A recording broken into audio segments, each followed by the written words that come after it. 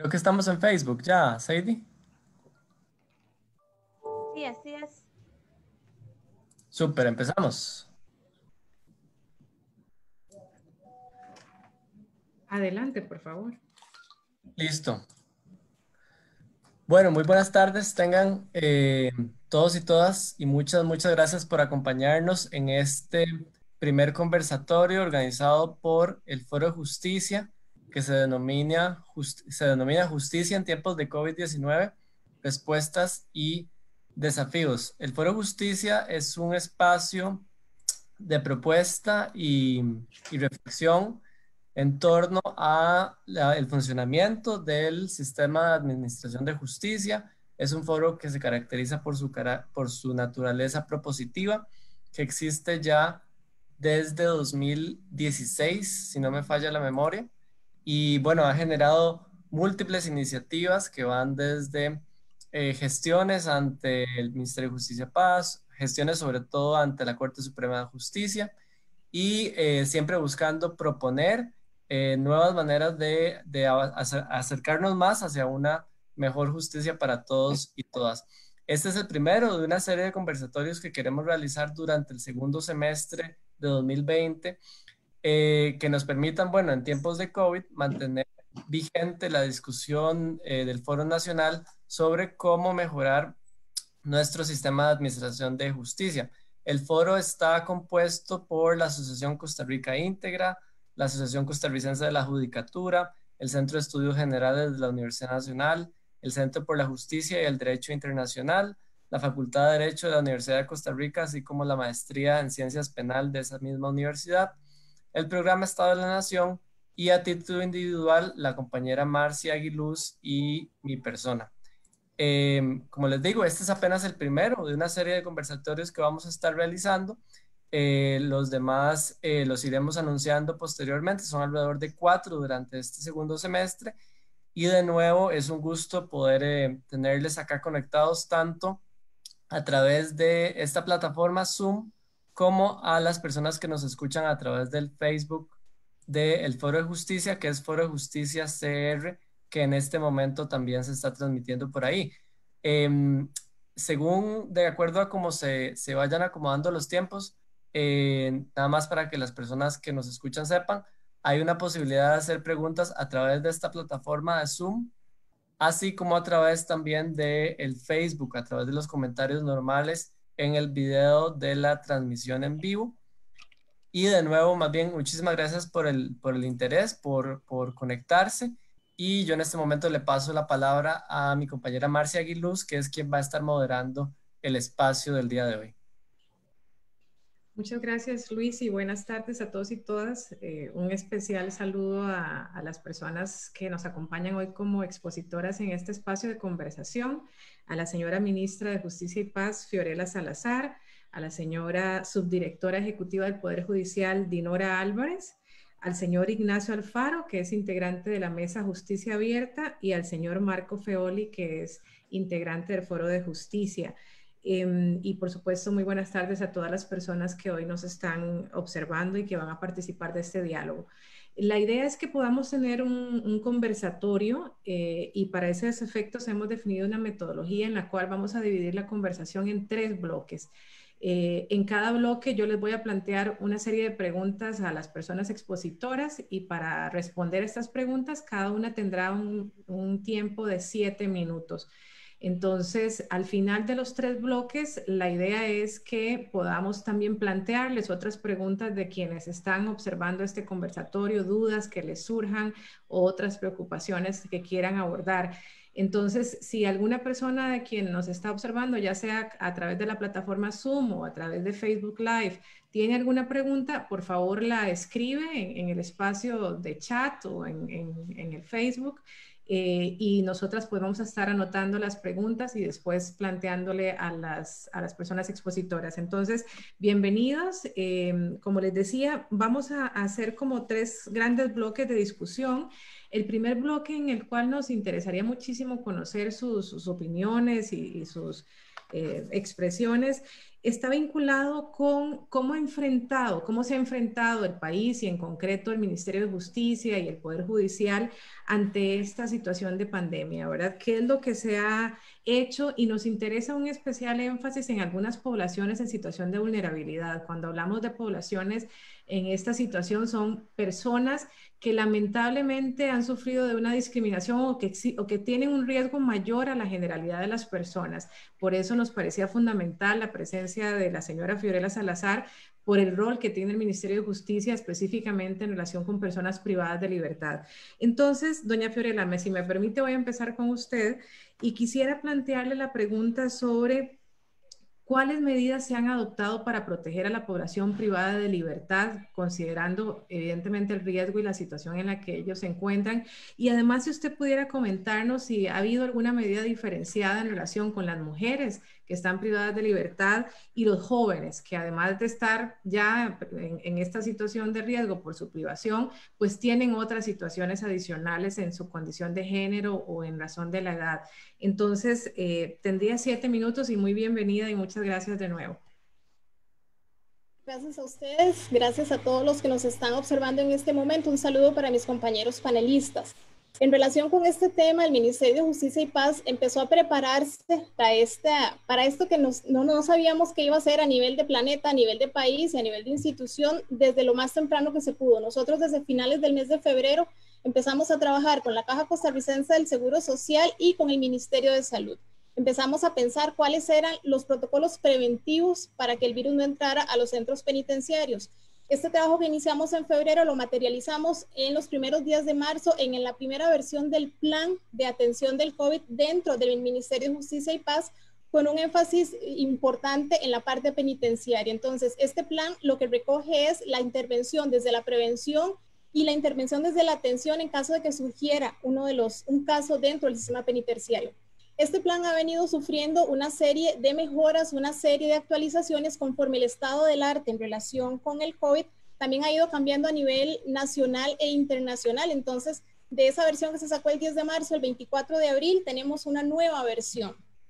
Esta versión está alineada con lo que el Ministerio de Salud actualizó para los protocolos nacionales. Por ejemplo, el tema de la pérdida de olfato como uno de los síntomas. Nosotros en este segundo protocolo lo que hicimos fue establecer también una serie de trabajo interno, lo que denominamos unos comisionistas, que son policías penitenciarios encargados de las custodias de los privados de libertad que entran y salen del sistema en el día a día.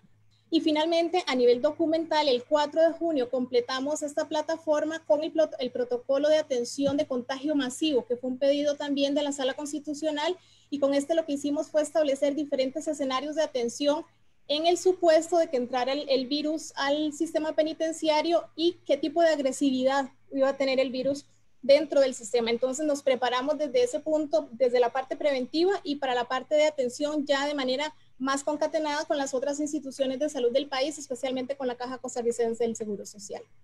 Y nosotros empezamos a aplicarlo desde principios de marzo. Digamos que hemos seguido el mismo camino que ha seguido el país en relación a la preparación. Nosotros, cuando todavía estaba vigente la visita general y las visitas a los centros penitenciarios, aplicamos lo que eran los protocolos de estornudo, los protocolos de saludo, los protocolos de lavarse las manos, tanto para funcionarios como para las visitas que estaban haciendo ingreso en ese momento a los centros penitenciarios. De igual forma para los proveedores o para los voluntarios que estaban llegando. E iniciamos un trabajo importante con la población penitenciaria en dos sentidos. Por un lado, hicimos un trabajo, digamos, más físico, en el cual ellos empezaron a limpiar sus propios espacios penitenciarios, a hacer una especie de limpieza de primavera, si lo queremos ver así, donde desecharon cosas, donde sacaron escombros. En realidad se deshicieron de las cosas que sobraban en ese momento, y eso fue una actividad que en algunos centros se tomó como algo lúdico, fue algo realmente una actividad física bonita para ellos, y al mismo tiempo ellos empezaron a participar en sesiones de trabajo y en sesiones de discusión con las autoridades de los centros penitenciarios para aclarar dudas y para recoger insumos para todos esos documentos que les decía yo que hemos ido nosotros trabajando con el tiempo. Entonces, un elemento importante a resaltar acá es que ellos han sido parte de su propia realidad y parte de las soluciones y de los lineamientos que el ministerio ha ido preparando y trabajando. Entonces, eso es, digamos, la parte de preparación, cómo fue que el ministerio inició este camino. A partir del 20 de marzo tuvimos que tomar algunas medidas drásticas, que probablemente son las medidas más dolorosas de todas, que son la suspensión de las visitas. Y nos referimos a suspensión de visita general, a suspensión de visita íntima, a los movimientos intercarcelarios e intracarcelarios. Ahí, digamos que tuvimos que cortar la entrada incluso de voluntarios, que en los centros penitenciarios es muy común tener programas en desarrollo con voluntarios, tuvimos que hacerlo. Entonces, dado que tuvimos que tomar esta decisión, ampliamos el horario para la recepción de encomiendas en todos los centros penitenciarios y se están recibiendo encomiendas todos los días de la semana con un horario establecido. Se reparten, digamos, fichas o tiquetes para que no hayan aglomeraciones en las entradas. Se marcó en la acera, fuera de los centros penitenciarios, los espacios donde la gente debe colocarse para hacer la fila, para evitar que ahí también pudiera ser un foco de riesgo para las personas. Empezamos, como sabíamos que este tema de no ver a sus familiares o sus seres queridos iba a ser complicado para ellos, empezamos con un programa que llamamos visita virtual. Y en esta visita virtual, en su primera etapa, lo que trajo fue personalidades, digamos, caras conocidas de la televisión nacional e internacional, que les grabaron a ellos pequeños mensajitos de pocos minutos, dándoles apoyo, agradeciéndoles el trabajo que estaban haciendo, porque realmente el comportamiento de la población penitenciaria en Costa Rica ha sido ejemplar. Hasta la fecha no hemos tenido ningún incidente en relación con estas medidas que se están tomando y con la incertidumbre que le causa el virus a todas las personas. Además de estas visitas, hemos pasado algunas obras de teatro. Algunos teatros nos han facilitado sus creaciones y las hemos pasado en algunos centros penitenciarios. Tenemos una pizarra que denominamos pizarra ABC, donde semana a semana se les van comunicando a ellos novedades que tienen que ver con el virus y que tienen que ver con ellos. Hemos estado trabajando con el Poder Judicial para hacer audiencias virtuales. Este es un tema importantísimo para que ellos no tengan que trasladarse. Se ha hecho mucha actividad física y mucha actividad deportiva. Se ha trabajado mucho el tema del aislamiento cuando hay nuevos ingresos a los centros penitenciarios, ya sea de primer ingreso, o sea, que están llegando nuevos, o que salieron a una cita médica o a un tema judicial cuando regresan al centro. De igual manera, ellos pasan por aislamiento unos días. Esto ha sido como para cortar el riesgo de transmisión dentro de los centros. Hemos tenido un horario de atención de afecciones respiratorias preferente para la población penitenciaria en caso de que haya algún caso que identificar. Y ahí, a partir de ahí hemos trabajado también con la policía penitenciaria para que ellos tengan ese rol cercano con la población, para que identifiquen algún caso que es necesario llevar a los servicios de salud, por ejemplo. Ellos están equipados para tener este contacto con la población, para que la población esté tranquila también. Y ahora, bueno, además de los espacios de aislamiento, que tenemos unos 3,000 más o menos en este momento destinados exclusivamente para atención de temas COVID, estamos tratando de formar estos protocolos para visita virtual, ya no de estas, digamos, caras conocidas, sino de eso tan importante que es suplir el contacto con sus familiares y con sus seres queridos, porque se nos está haciendo largo ya el periodo en que están suspendidas las visitas. Entonces, es mucho lo que hemos hecho. En realidad nos ha dado muy buen efecto, porque hasta el momento hay 0 casos de contagio dentro del sistema. Sabemos que llegarán, es inevitable, pero han sido efectivas las medidas y estamos preparándonos para esa nueva realidad, que no solo es la nueva realidad fuera de los centros, sino dentro de los centros también. Muchísimas gracias, señora ministra, muy amable. Ahora puedo, en el segundo bloque, pues profundizar un poquito sobre eso. Mi siguiente pregunta sería para doña Dinora. Bueno, claramente el Poder Judicial tiene un rol fundamental para nuestra democracia, para nuestro país y por supuesto, para garantizar los derechos humanos de todas las personas. Entonces, la pregunta sería, ¿cuáles medidas ha adoptado el Poder Judicial precisamente para minimizar el impacto que tiene esta pandemia en los servicios que presta, con la cantidad de casos que lleva de diversa naturaleza? ¿Qué se ha hecho para minimizar este impacto? Y también me gustaría, si es posible, doña Dinora, que pudiera referirse a las medidas que se están adoptando para garantizar el acceso de poblaciones que también, como lo mencionaba al inicio, se encuentran en una especial situación de discriminación o vulnerabilidad. Me refiero a las mujeres. ¿Qué pasa con las mujeres que son víctimas de violencia? ¿Cómo se están garantizando sus derechos en este contexto? Entonces, si pudiese, población migrante también, referirse a las medidas que han adoptado, bienvenida y nuevamente gracias por estar acá. Y si pudiera, doña Dinora, poder el video, se lo agradecería mucho, porque ahorita vemos solamente su foto.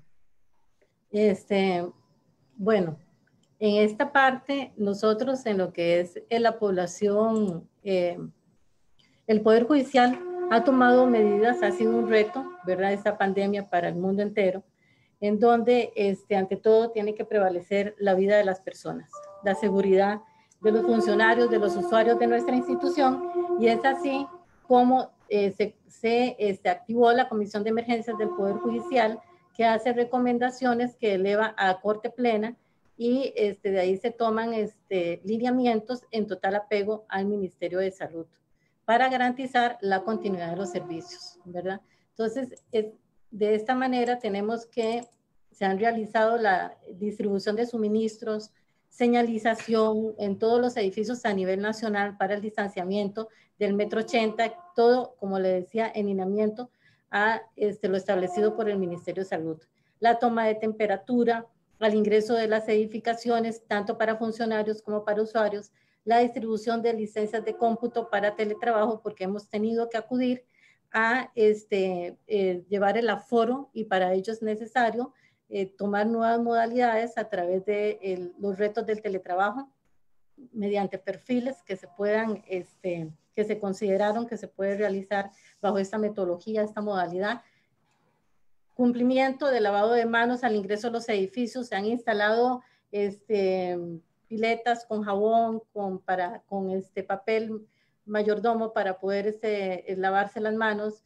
Se han instalado mamparas en todas las oficinas y mostradores del Poder Judicial a nivel nacional, que esto de acuerdo a lo que establece el Ministerio de Salud para garantizar la continuidad del servicio, pero mediante estas medidas, la entrega de equipo de protección personal a grupos ocupacionales, custodios de detenidos, se entregan caretas, también lo que son las mascarillas desechables, también a la población vulnerable que ingresa a nuestras edificaciones y que no tiene los medios, también se le dota de mascarillas para que puedan ingresar protegidas al ingreso y durante toda la permanencia en la institución, ¿verdad? Se hacen también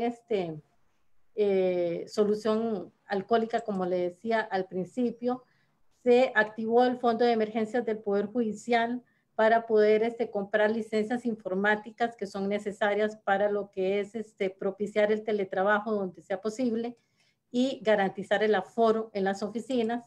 También existen donaciones que hemos recibido de parte de la Comisión Nacional de Emergencias como una acción de reacción inmediata. Se han creado protocolos. Estos protocolos en total se han hecho en total apego a los lineamientos del Ministerio de Salud para el caso de que se presenten lo que es la desinfección profunda, digamos, en las oficinas. En caso de COVID se ha entrenado, se han dotado de suministros especiales para garantizar las limpiezas de acuerdo a lo establecido por el Ministerio de Salud, de tal manera que nuestras oficinas, nuestras incidencias, que en realidad han sido muy pocas para ser una institución tan grande, y las limpiezas que se han realizado, pues han sido muy exitosas y en apego a lo del Ministerio de Salud, y esto ha hecho de que las instituciones pues no permanezcan cerradas por largo periodo, sino mientras el transcurso de la limpieza. Como usted ve, tenemos como 13 protocolos que todos van en función de prevenir la vida de las personas para mantener la continuidad del servicio. Se han realizado disposiciones institucionales por medio de acuerdos de Corte Plena, en donde se mantienen los servicios con distanciamiento social. También en todas las etapas, digamos, hemos tenido alertas amarillas, alertas naranjas, en todas las etapas el Poder Judicial siempre, la población vulnerable, lo que son los grupos ocupacionales de lo que usted decía ahora, de violencia doméstica, las pensiones, los juzgados de pensiones han mantenido siempre abiertos. Hemos tenido el 15 de mayo al 15 de julio un monto de 23.625 millones en depósitos judiciales. Se han hecho pagos de 19.000 y resto de millones. Entonces hemos garantizado a esa población vulnerable también la continuidad del servicio, también presencial en caso de las brechas tecnológicas. El Poder Judicial con distanciamiento social ha hecho posible también la labor presencial para esta población vulnerable, dotándole de lo necesario para que pueda acceder a la justicia sin ningún problema, ¿verdad? Se mantienen igual las políticas en los diferentes, de acuerdo a lo que se derivaron de las reglas de Brasilia, para lo que son a la población migrante, penal juvenil, los mayores, las personas con discapacidad, etcétera, ¿verdad? Que se mantienen todavía. Y se han hecho convenios con como lo decía ahora doña Fiorella, con el Ministerio de Justicia, ¿verdad? En donde se le ha dotado de equipo tecnológico para que se puedan hacer las audiencias virtuales, diademas para que tengan, para poder habilitar aposentos exclusivos y privados para la realización de las audiencias y también garantizar su comunicación con la defensa o el defensor público. Y prácticamente en 14 centros de atención institucional tenemos estos puestos, y también se han dado lo que es herramientas a través de Teams para que la defensa pública pueda también sustituir las visitas virtuales cuando sea necesario para proteger tanto a los privados de libertad como a todos los funcionarios, también a esta población vulnerable. La infraestructura se ha tenido que reacomodar, hacer despersonalizar puestos con la gente que está trabajando para crear estaciones virtuales y que sirvan para que la población vulnerable, si no tiene medios tecnológicos, pueda asistir a estos lugares, dotándole el Poder Judicial de tecnología. Y así se ha hecho un gran esfuerzo a nivel nacional para reacomodar todos estos espacios dentro de las personas que están teletrabajando, los que quedan, para que puedan servir también para estas poblaciones vulnerables que no pueden realizar las audiencias virtuales desde sus casas o con tecnología que se tenga. Bueno, en términos generales, porque es mucho lo que se tiene que hablar en este tema. Muchas gracias, doña Dinora. Como les decía, ahora en el segundo bloque podemos profundizar un poquito sobre algunos de esos comentarios. Ahora me gustaría darle la palabra al señor Ignacio Alfaro, que es integrante de la Mesa Justicia Abierta y que le hemos pedido que hable un poco en representación de los usuarios. Por supuesto, ese es un universo muy grande y cada usuario tendrá una experiencia muy distinta, pero ustedes dan un seguimiento más cercano. Entonces, la pregunta que me gustaría hacerle a don Ignacio es, desde el espacio en el que ustedes están, ¿cómo se califica la respuesta que ha dado el Poder Judicial a la pandemia?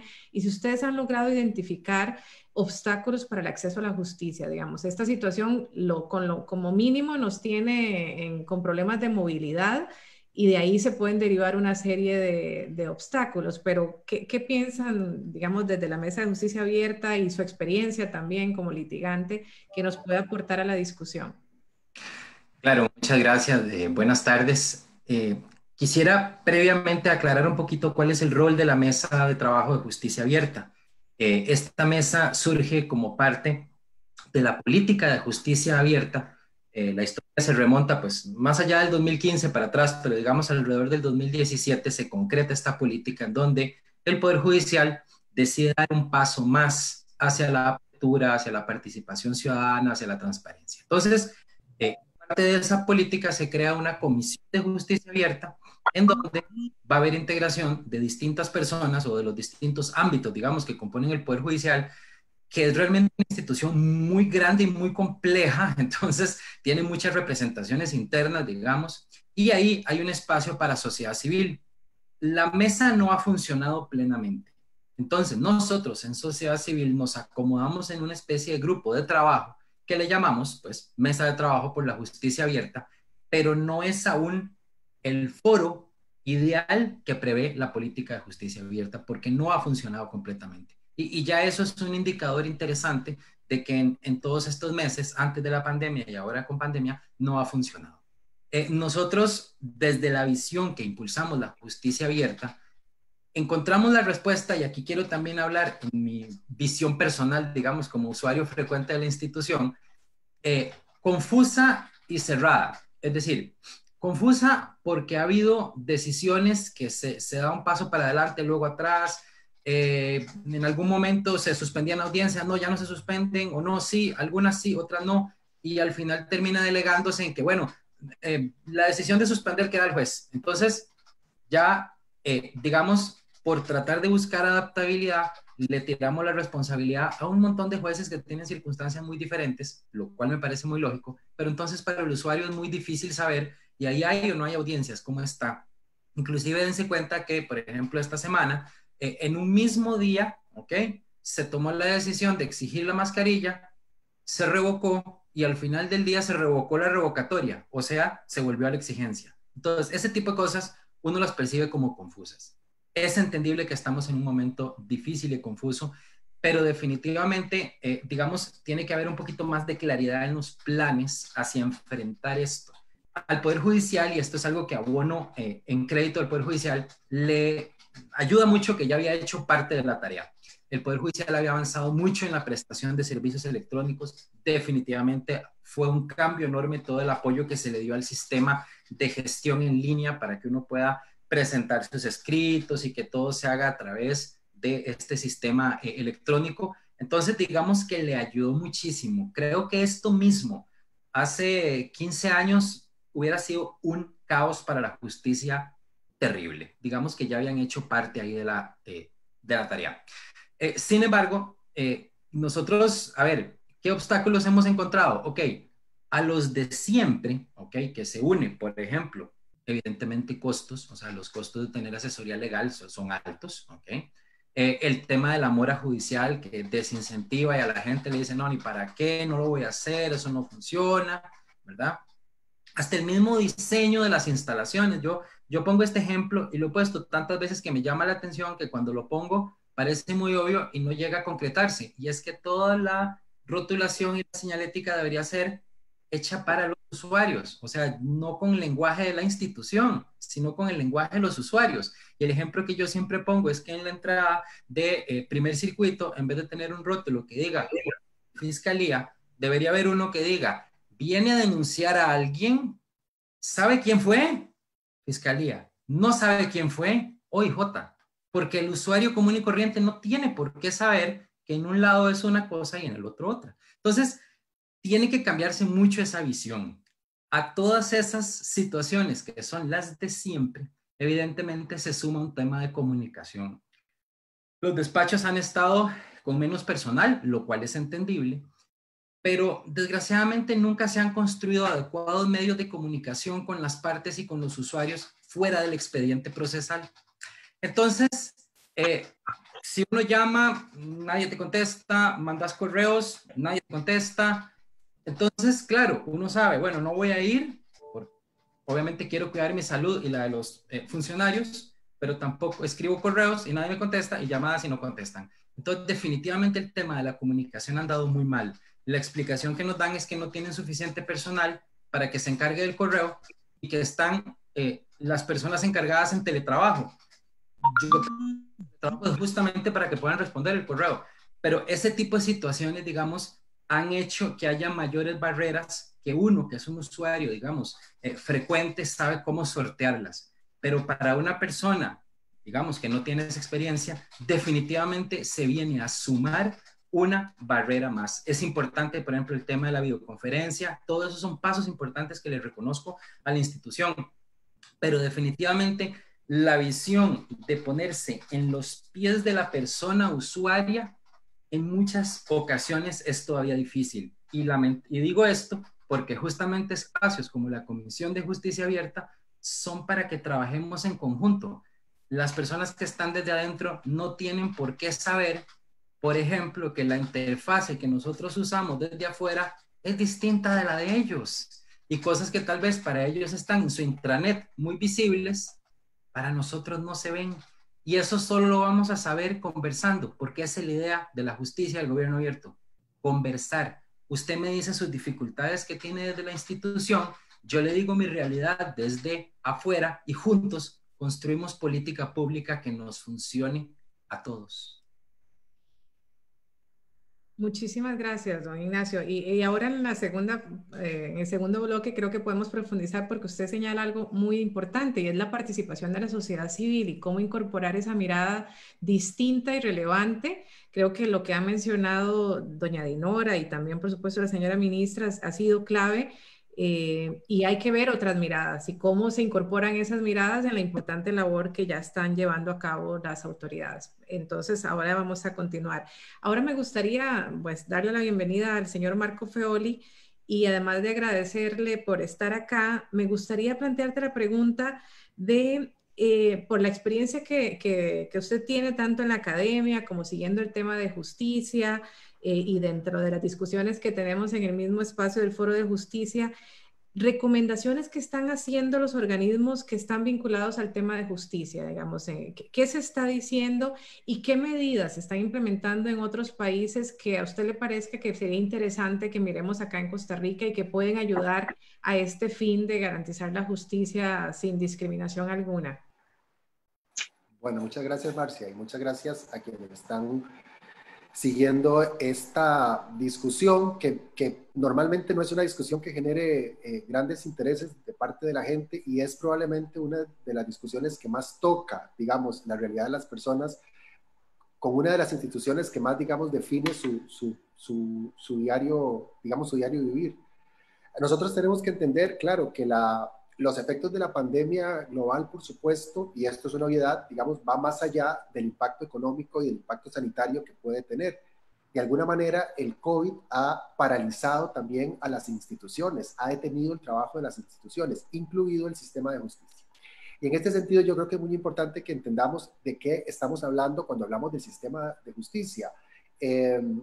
Uso una definición de Bobby Matteucci acerca de, a ver, cuando nosotros hablamos de sistemas de justicia, estamos hablando de un complejo de estructuras, de procedimientos, de roles, mediante el cual el sistema político, del cual el sistema de justicia es un subsistema, satisface una necesidad. ¿Cuál es esa necesidad? Dilucidar controversias, las controversias que pueden tener las personas entre ellas mismas o entre ellas y el propio Estado, entre ellas e instituciones estatales, entre ellas y sujetos privados, etcétera, etcétera. Sobre la base de la aplicación de las normas que son, digamos, reguladas a través de los procedimientos formales legislativos o reglamentarios, qué sé yo.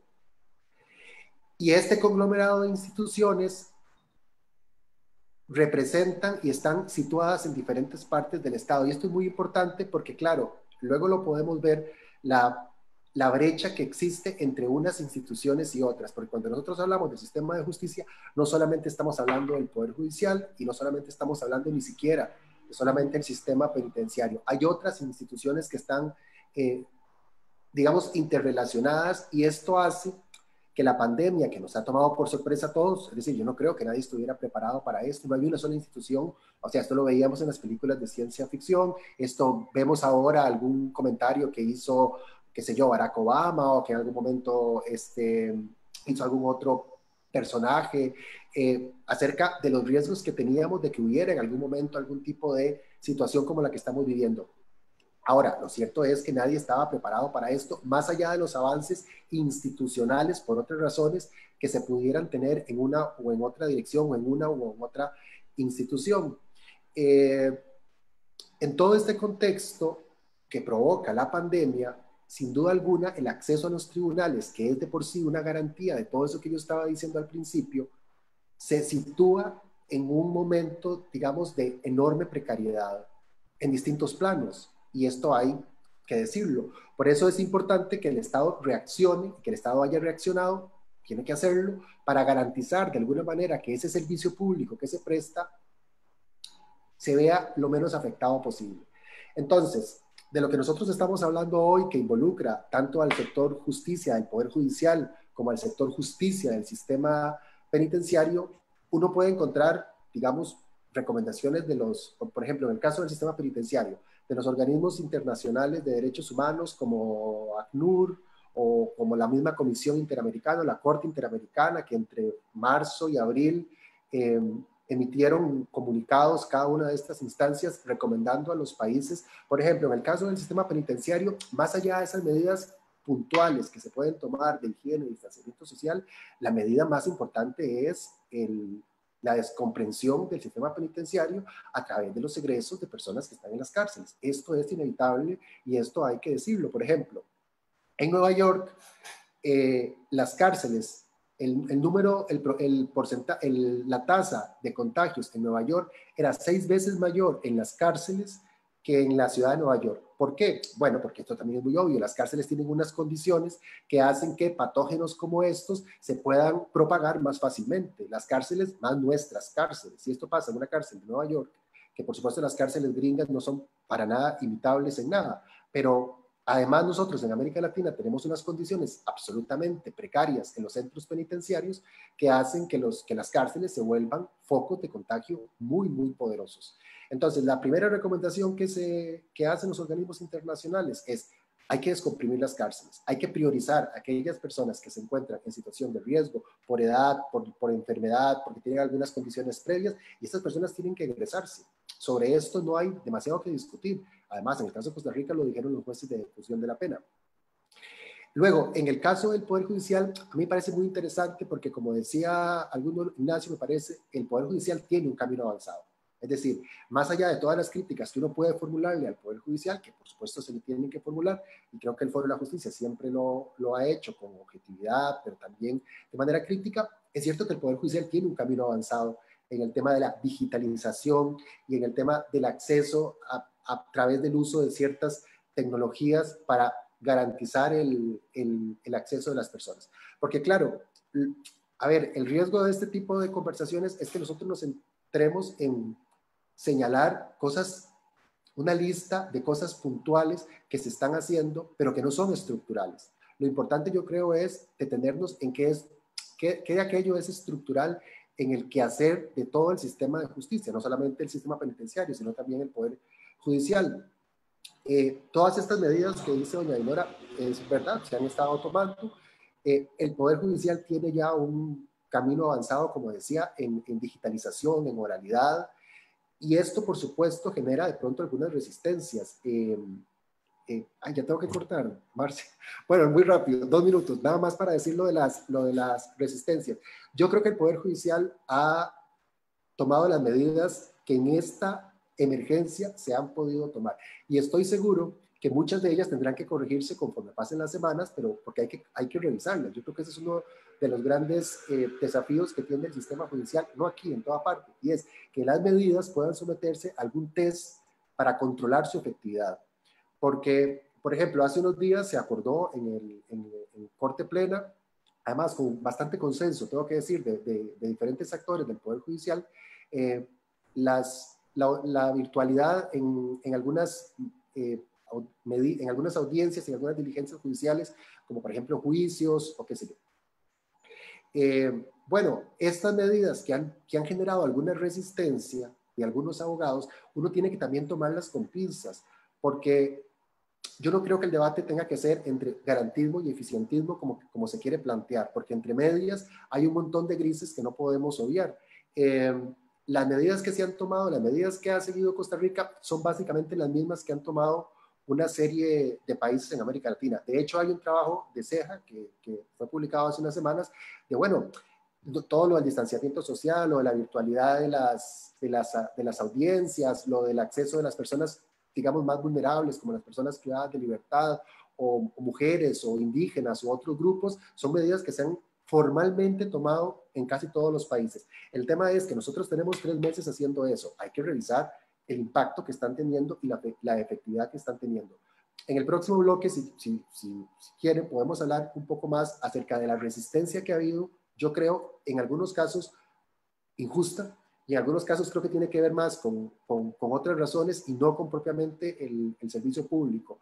Yo creo que el Poder Judicial ha reaccionado, creo que ha reaccionado razonablemente, y creo que se puede discutir, digamos, la efectividad o no de las medidas, pero creo que en términos generales, sobre todo en materia penal, que es probablemente la materia más sensible de todas, porque en ella está no solamente es en la que se invierten más recursos, no solamente es en la que el Poder Judicial invierte más recursos, sino que además es la que supone, digamos, un mayor riesgo de vulneración de derechos fundamentales por razones que son obvias.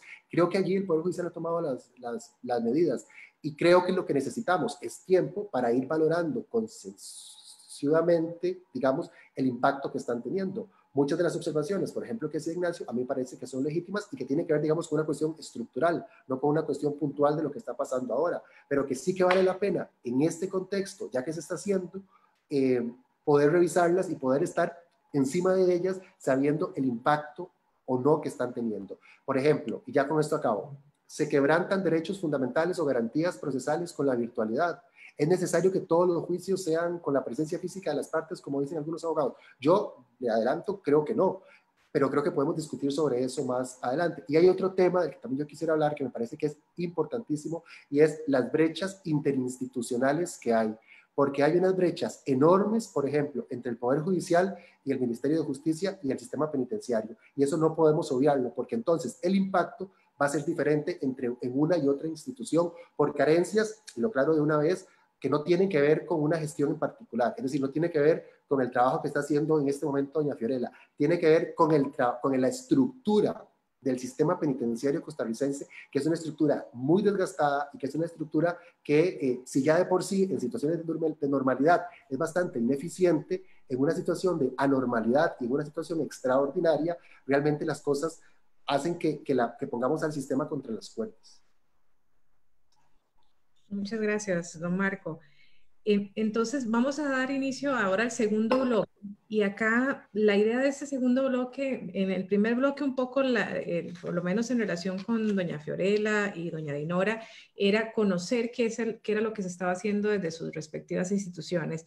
En este segundo bloque, y por supuesto la perspectiva, digamos, otras visiones críticas y constructivas, por supuesto, respecto a lo que se ha adoptado.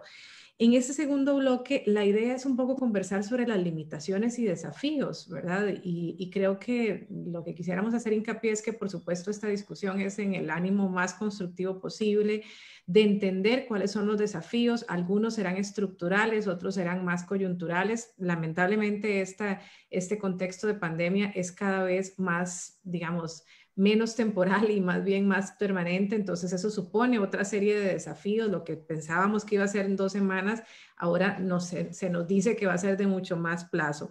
Entonces, las preguntas en este segundo bloque van dirigidas más a tratar de identificar esos desafíos, esas limitaciones que se están identificando y por supuesto también la perspectiva de otros actores. En este sentido, doña Fiorella, me gustaría preguntarle precisamente cuáles son los desafíos que ustedes se enfrentan en el Ministerio de Justicia para abordar esta pandemia, digamos, de la manera más exitosa posible, entendiendo las limitaciones que tenemos no solo en el país, sino en el mundo. Y en estos desafíos, ¿qué rol juegan otros actores? ¿Qué rol tienen desde la sociedad civil hasta otros actores, otros poderes? Marco ahorita mencionaba el Poder Judicial, el Poder Legislativo, qué sé yo.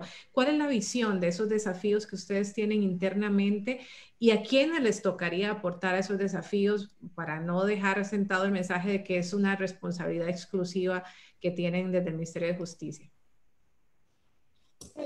Y bueno, con este momento histórico que estamos viviendo, ¿verdad? Que si bien es único, venía ya sumando todo lo que traía el sistema penitenciario y esto nos agarra como con la necesidad de tener una visión muy fuerte de qué es lo que queremos preservar y qué tenemos para preservarlo. Entonces, yo identifico 3 desafíos fundamentales. El primero era, y digo era... Perdón, doña Fiorella, se escucha como un eco, pero no sé si soy yo que lo... Ahí se escucha mejor. Sí, no sé, hay como un eco extraño, pero no sé qué podrá hacer. Doña Fiorella, ¿no será si usted tiene abierta la transmisión en Facebook, en algún dispositivo, o abierto en el celular esta llamada también? Déjeme ver, creo que sí lo tengo en uno de los teléfonos. Ya lo Sí, cerré. tal vez. Ahora se escucha mejor. Se escucha similar. ¿Qué hacemos? ¿Seguimos? Lo entendemos. Sí le estamos escuchando. Era para tratar de quitar ese ruido, pero sí le estamos escuchando. Solo que se escucha un eco un poquito raro, pero adelante. Les decía que identificamos 3 retos que son fundamentales. El primero era mantener el sistema penitenciario con 0 casos. Nosotros hemos logrado desde el primer caso que se hizo, que fue el 6 de marzo, hasta la fecha, literalmente hasta la fecha, lograr que no entrara el virus a la población penitenciaria nacional. Y digo hasta la fecha porque hasta hace un ratito éramos uno de los 3 países de Latinoamérica que no tenía casos en el sistema penitenciario. Hace un ratito ingresó la primera persona con el virus, con un resultado positivo al sistema penitenciario y se encuentra aislado en este momento. Pero entonces, el reto que era mantenernos en cero, en este momento el reto evidentemente es que el virus no se propague dentro del sistema penitenciario. Es un reto importante para el cual nos hemos venido preparando todos estos meses y para el cual tenemos una serie de lineamientos establecidos. Es de alguna forma como estudiar muchísimo tiempo para hacer un examen y nos llegó el examen, por decirlo así. Habíamos tenido un caso de un policía penitenciario ya por abril, un caso que se trató de acuerdo a lo que estaba planificado y efectivamente no hubo propagación del virus dentro del sistema y todo salió bien con esa experiencia, por decirlo así. Entonces confiamos que en este caso va a ser de la misma forma. Entonces el primer reto y el fundamental, el que tiene que ver con la vida, es que la gente no se enferme. Y eso es lo que nos aboca todos los días a estar aplicando lo que dijimos que íbamos a aplicar y a estar revisando si funciona, ¿verdad? En segundo lugar, yo creo que es crear los puentes adecuados para que podamos paliar estos tiempos tan prolongados de pandemia. Y en esto me refiero más que nada a la parte humana, ¿verdad? Tenemos a la población privada de libertad sin contacto con sus familias, con sus seres queridos, desde hace una cantidad de meses importante y eso para nosotros es una preocupación fundamental.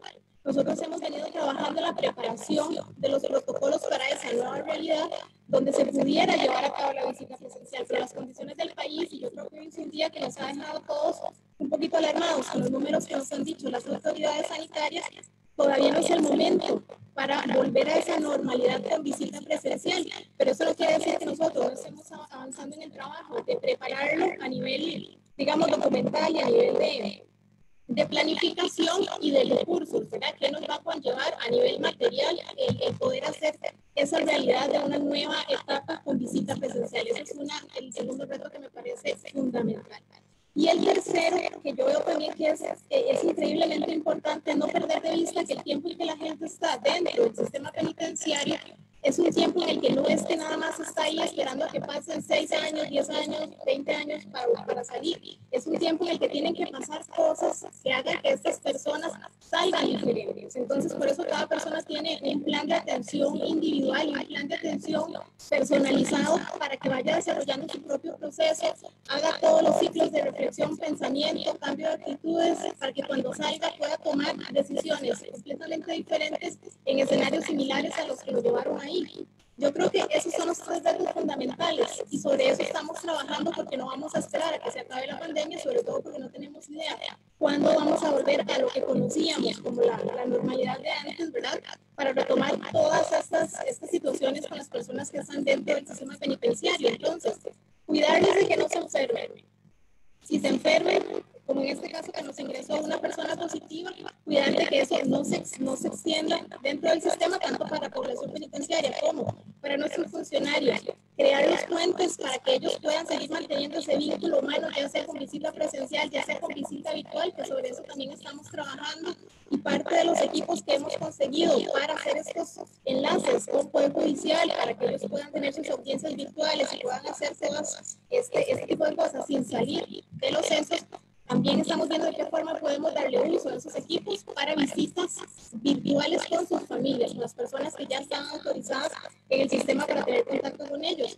Y finalmente, seguir retomando el trabajo individual de cada uno de ellos para que no tengamos 6 meses perdidos o un año perdido, ¿verdad? Dentro de la historia de cada uno de ellos, sino que este impasse cada vez se vaya poblando de más nueva normalidad, por decirlo de alguna manera. Y en eso estamos involucrados, evidentemente, el Ministerio en primera persona, pero también el resto de instituciones que tienen que ver con ellos de alguna forma. Estamos en una estrecha relación, evidentemente, con el Poder Judicial. Y de momento no podemos seguir estrechando el lazo que teníamos con sociedad civil porque no podemos presencialmente dejarlos entrar. Los apoyos que nos está dando sociedad civil en este momento van más, digamos, de la puerta para afuera. Lamentablemente todavía no podemos reanudar todo el trabajo que se hacía adentro. Pero yo creo que aquí lo importante es tomar en cuenta que este es un asunto país, no es un asunto institucional ni siquiera solo un asunto sectorial, ¿verdad? Es un tema de qué es lo que quiere Costa Rica en relación con su sistema penitenciario, en el caso particular del Ministerio de Justicia y Paz, y cómo se suma desde la sociedad costarricense, desde distintos actores de la sociedad costarricense a ese tipo de sistema penitenciario. Y yo creo que la pandemia nos ha puesto, nos ha obligado a todos como país a repensarnos y darnos cuenta dónde teníamos alguna falencia y dónde podríamos hacer cosas nuevas. Esto nos está obligando necesariamente a hacer cosas nuevas que yo creo que algunas, por buenas que están resultando, podrían ser permanentes a futuro.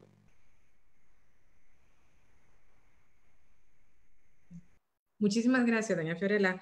Me gustaría ahora preguntarle a doña Dinora, en la misma línea que le pregunté a la señora ministra sobre los desafíos que enfrenta el Poder Judicial, y ya don Ignacio y también don Marco nos hablaban de algunas de las preocupaciones que se observan desde la lógica de los usuarios, ¿verdad? Entonces, ¿cuáles son esos desafíos? Muchas gracias por enunciarnos las medidas que, como decía Marco, van en línea con lo que se ha recomendado y que sin duda alguna son importantes.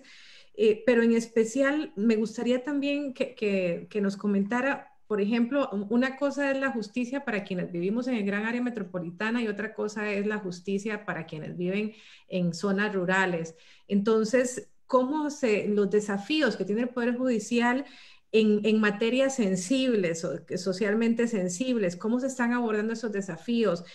Cómo garantizar, por ejemplo, el acceso a poblaciones que tienen brechas digitales, ¿verdad? Nuevamente esto me lleva a pensar en la diferencia entre las personas que estamos en la gran área metropolitana y quienes están en zonas rurales que no tienen acceso a Internet o que no tienen dinero para tener saldo, por ejemplo, para que sus celulares funcionen con acceso a Internet. Entonces, de esos desafíos que ustedes han identificado, bueno, ¿cómo se están abordando? ¿Cómo se piensan abordar? Y en particular considerando estas poblaciones que no tienen pues las facilidades que tenemos quienes estamos más cerquita de la capital. Sí, bueno, en realidad en esto el mayor desafío que tiene nuestra institución es mantener el servicio. Como yo digo que ahorita lo tiene también todas las instituciones, país, inclusive la economía a nivel mundial, ¿verdad?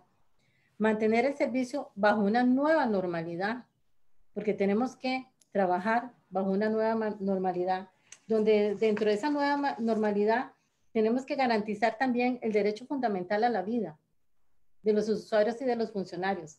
Tenemos que garantizar la continuidad de servicio. Tenemos que garantizar, darle accesibilidad a esta población vulnerable que usted cita.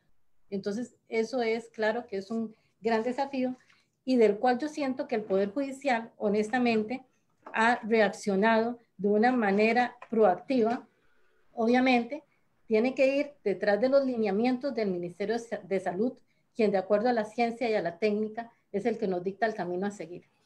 Entonces, por eso es que puede ser que tal vez en este momento hay servicios prioritarios, pero puede ser que mañana ya se vaya retornando a una normalidad con mayores servicios presenciales y servicios también virtuales, pero este camino que nos los va dictando también es las alertas que nos da el Ministerio de Salud. Alerta naranja, alerta amarilla, esperemos en Dios no llegar a alerta roja, pero nos tenemos que ir preparando, ¿verdad? Entonces esto va marcando las fases y estilos de trabajo. El Poder Judicial ha creado protocolos y de manera muy proactiva con todas las jurisdicciones para poder dar oportunidad a trabajar las audiencias virtuales. Hay catálogos también de cómo realizarlo, de cómo ser garantistas para las personas privadas de libertad, que son personas vulnerables. Y esto no lo ha hecho solamente a nivel del área metropolitana, en el GAN y a nivel de todas las provincias. Por ejemplo, usted menciona, se ha tenido que armonizar a nivel interno y también a nivel externo. Nuestra institución es una institución compleja, interdisciplinaria.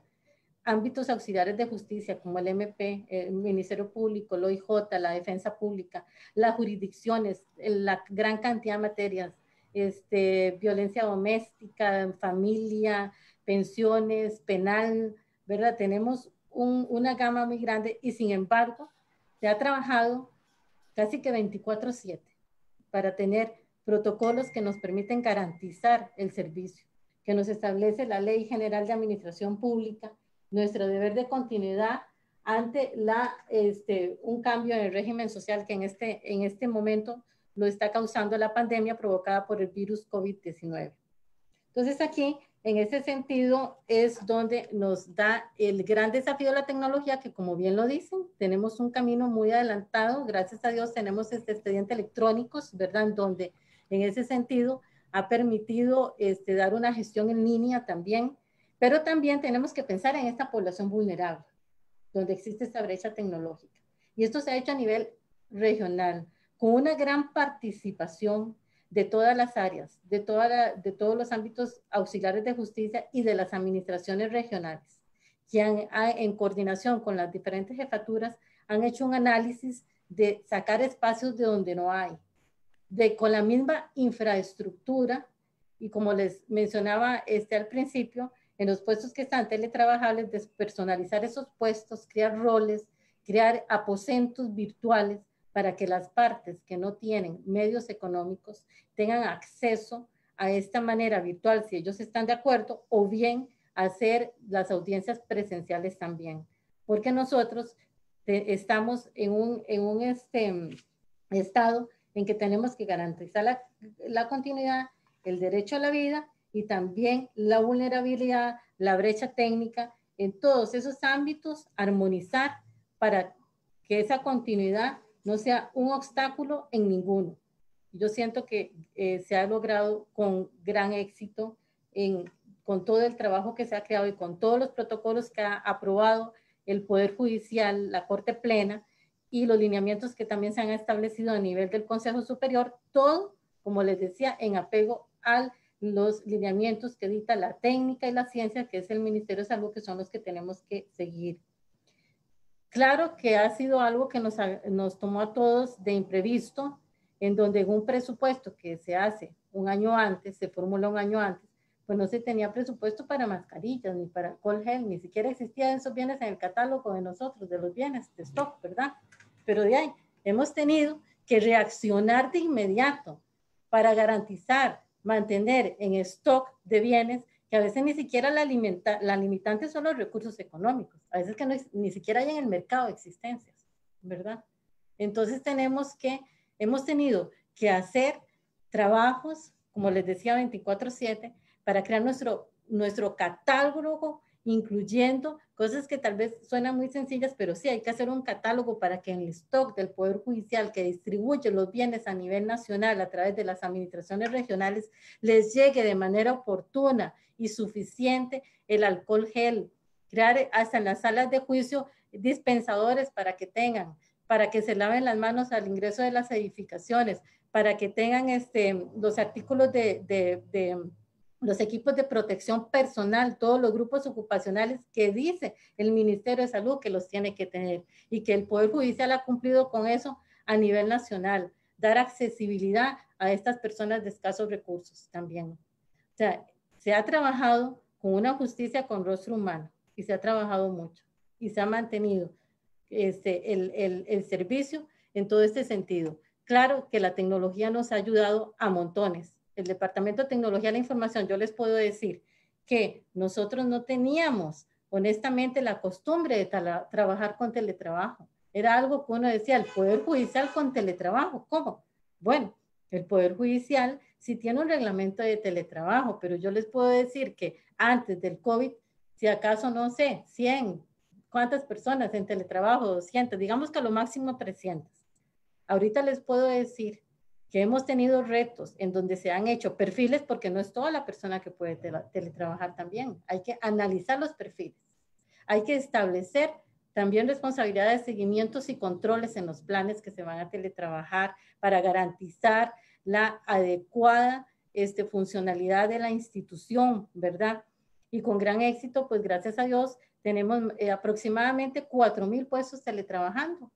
Se han activado contrataciones eficaces para disponer de más licencias, porque estos puestos se tienen que ir con licencias también, ¿verdad? Entonces, en este stock que le digo, que no son solamente bienes de limpieza y de aseo personal de oficinas, que hemos reaccionado con protocolos que el Ministerio de Salud, gracias a Dios, muy proactivamente nos ha revisado, nos ha aprobado, y por eso hemos, por órdenes sanitarias, no nos hemos detenido porque se ha actuado de manera proactiva. El Poder Judicial ha reaccionado a todos estos desafíos con la mística de todo el personal en todas las áreas de la institución, en los ámbitos auxiliares, en la jurisdicción, diferentes materias y en la administración, ¿verdad? Entonces, en esto, yo siento que en los casos, en todos estos casos que se han hecho convenios de manera tan inmediata y proactiva con el Ministerio de Justicia, también garantizando que el privado de libertad pueda tener un aposento privado para que se pueda realizar la audiencia virtual, para que los defensores públicos sustituyan las visitas carcelarias y se puedan hacer a través de la herramienta Teams, ¿verdad? En donde el mismo Poder Judicial, en convenio con el Ministerio de Justicia, que ha hecho un gran esfuerzo para disponer de equipos, y nosotros de darles diademas, de darles equipos de grabación, de darles cámaras, o sea, todo esto ha sido una logística desgastante, que ya la vemos ahí y decimos, bueno, bendito Dios, ya están en 14 en 14 centros institucionales del Ministerio de Justicia.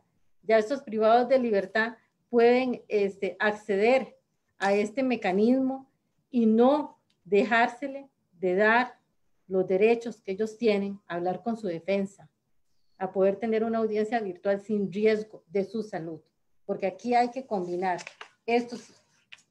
todos estos elementos que les digo que son muy importantes. Garantizar la continuidad del servicio es un desafío con esta nueva normalidad de trabajo. El derecho a la vida, el derecho a darle las garantías a la población vulnerable, ¿verdad? Y a toda la población en general. Que la justicia, aquí está y como lo establecen, también como lo han establecido también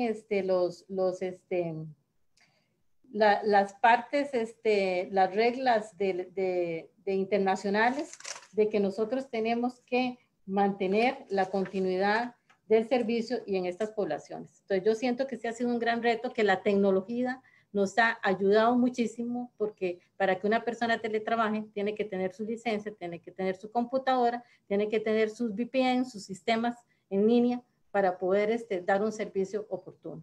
Y toda esta armonización con todos estos ámbitos y con nuestra institución, que es tan interdisciplinaria, se ha logrado en un corto plazo. Dicen que cuando uno reacciona con la adrenalina arriba ante esta situación, a veces es muy ingenioso.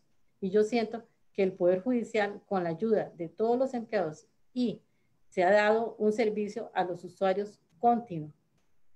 Gracias, doña Dinora. Me gustaría entonces ahora preguntarle a don Ignacio. Bueno, ya nos adelantaba en el primer bloque que precisamente esta mesa de justicia abierta, según entendí, no ha sido convocada. Y doña Dinora ahora nos enunciaba pues una serie de acciones que han estado tomando, pero me gustaría preguntarle, don Ignacio, tu visión o la perspectiva de cómo podría, por ejemplo, la Mesa de Justicia Abierta u otros sectores de sociedad civil colaborar con la respuesta que ha dado el Poder Judicial. ¿Es eso necesario o la mirada del Poder Judicial solamente a los funcionarios a nivel interno basta? ¿Qué impactos tiene? Además, pensando en que, como dice doña Dinora, esta es una nueva normalidad, ¿qué impactos podría tener que no se esté considerando a la sociedad civil más a mediano plazo, a sabiendas de que esta situación la vamos a tener por un tiempo? Entonces, un poco su visión de cómo podríamos y qué solicitaría usted, aprovechando también que está acá doña Dinora, que se puede hacer para poder incrementar esa participación que entiendo que se daba en el pasado. Muchas gracias. Sí, bueno, desde la participación, digamos, lo que nosotros hemos notado, realmente el efecto no ha sido mayor porque ya desde hace algún tiempo las instancias de participación venían, digamos, ralentizándose. O sea, no voy a decir que se reduzcan o en el sentido de que se cierren, sino como que se van haciendo más lentas, ¿verdad? Entonces, esa es una situación que ya venía desde antes, que obviamente en este momento, al interrumpirse la presencialidad, es entendible que afecte. pero sin embargo realmente el asunto viene desde mucho antes. No se han implementado, digamos, cuestiones como, por ejemplo, hay diversas instancias de participación en el Poder Judicial, tienen observatorios, está el programa de facilitadores judiciales, o sea, es un universo, digamos, de espacios de participación, pero que no están articulados, o sea, entre nosotros no nos conocemos, no tenemos forma de comunicarnos. Entonces, la institución, que de todas maneras es grande y tiene sus ámbitos, si quiere hacer algo, por ejemplo, el Ministerio Público quiere hacer algo, ¿ok? Entonces, convoca a su sociedad civil, a los que ellos conocen, y no convocan a los que ya venían trabajando con la parte jurisdiccional. Me explico, hay una descoordinación, digamos, una desarticulación de la participación ciudadana, que creo que sería un primer elemento esencial. O sea, reunir todos esos recursos para que trabajemos juntos. Lo segundo, creo que es muy importante divulgar con enorme claridad dónde hay esos espacios de participación y dónde no, y por lo menos yo sigo sosteniendo que no debe haberlos. Por ejemplo, no debemos intervenir en la parte técnica de la administración de justicia. Es decir, yo no puedo tocar la puerta y llegar a decirle a un juez civil que debería darle la razón a una parte o la otra. No, no, eso es una labor técnica que requiere un conocimiento especializado. Lo que sí evidentemente es, ese servicio de administración lo van a recibir las personas. Ok, ¿cómo se está entregando ese servicio? ¿Cómo me llega a mí o cómo no me llega? ¿Qué barreras tengo? ¿Cómo hacer más efectivas las políticas que yo sé que con mucho esfuerzo lo hacen y me consta? En el Poder Judicial existen esas iniciativas, pero lamentablemente todavía hay dificultades a la hora de visualizarlas desde el inicio como iniciativas que se van a construir en conjunto. Es decir, todavía tenemos mucho la visión de que este es el plan, esto es lo que yo quiero hacer, saquémoslo a consulta. No, no, a ver, partamos de una parte más anterior. Este es el problema. Estas son mis herramientas, estas son mis limitaciones, sentémonos juntos a ver qué podemos hacer. Y cada quien aportará desde su realidad. ¿Que van a aportar personas que no saben nada de derecho? Por supuesto, no importa. Si el tema requiere un conocimiento técnico, se validará en su momento si esa visión y esto no es posible o qué implicaciones tiene. Yo creo que la mayor, digamos, participación tiene que provenir de ciertos cambios de mentalidad estructurales importantes. Por ejemplo, dejar a veces esta imagen que yo entiendo por el tema político, siempre es esta imagen como de que hay que demostrar que todo está bien y se está haciendo muy bien. O sea, no, hay fallas y hay dificultades y tenemos que madurar juntos, o sea, tanto la institución como la ciudadanía, de entender de sí, que a veces hay errores, y ni modo, y a veces ocurren errores en las instituciones con muy buena voluntad, otras veces no, a veces habrá políticas públicas de que no salieron como se esperaba. Bueno, sí, está bien, vamos a mejorarlas. Entonces tenemos que madurar, digamos, ahí conjuntamente, entender que el cambio, la mejora continua, tiene que ser un proceso permanente, no solamente ante, digamos, eventos como estos. Es decir, el Poder Judicial debería de continuar. Simplemente esta es una forma en la que continuamos avanzando hacia hacer más accesible la justicia. Punto. En el momento que se vaya esta pandemia, bueno, pues continuaremos con ese camino como siempre, buscando que sea más accesible. Y yo creo que también es importante, tal vez lo último, ir cambiando algunas visiones tal vez antiguas. A mí me hacía gracia, ahora lo estaba consultando para confirmar, en el protocolo de realización de audiencias virtuales, una de las primeras preguntas que yo me hice es, bueno, ¿qué pasa si a mí me falla el internet? Entonces dice, pues que si eso falla, pues que se puede acreditar de alguna forma, probarlo, por ejemplo, con un acta notarial. Ok, o sea, yo tendría que haber tenido desde el inicio de la audiencia a un notario o una notaria pública a la par mía sentados esperando con el protocolo para saber si levantan o no el acta ante la ausencia de internet, porque obviamente para levantar el acta tiene que ser testigo de lo que está sucediendo. Entonces, yo coincido en una cosa que dice Marco, de que sí, hay que pensar en ideas nuevas, pero hay que validar con mucho cuidado que esto no esté representando problemas de romper garantías procesales. Vean que si yo en este momento empiezo a... Usted va a creer que se me fue el audio y listo. Y yo aquí con el pie desconecto a la computadora y hackeé la audiencia porque iba perdiendo. Entonces, hay que pensar muy bien en que no ocupamos un notario. No, lo que ocupamos es que el Poder Judicial pueda saber si yo tengo o no tengo conectividad. Y tenemos una dificultad técnica ahí. Entonces, mientras tengamos esta dificultad técnica, seamos muy cautos con el uso de los medios digitales. Es decir, no nos vayamos en el tobogán de que ahora todo tiene que ser virtual.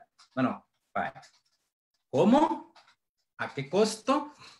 ¿Cómo cuidamos las garantías procesales?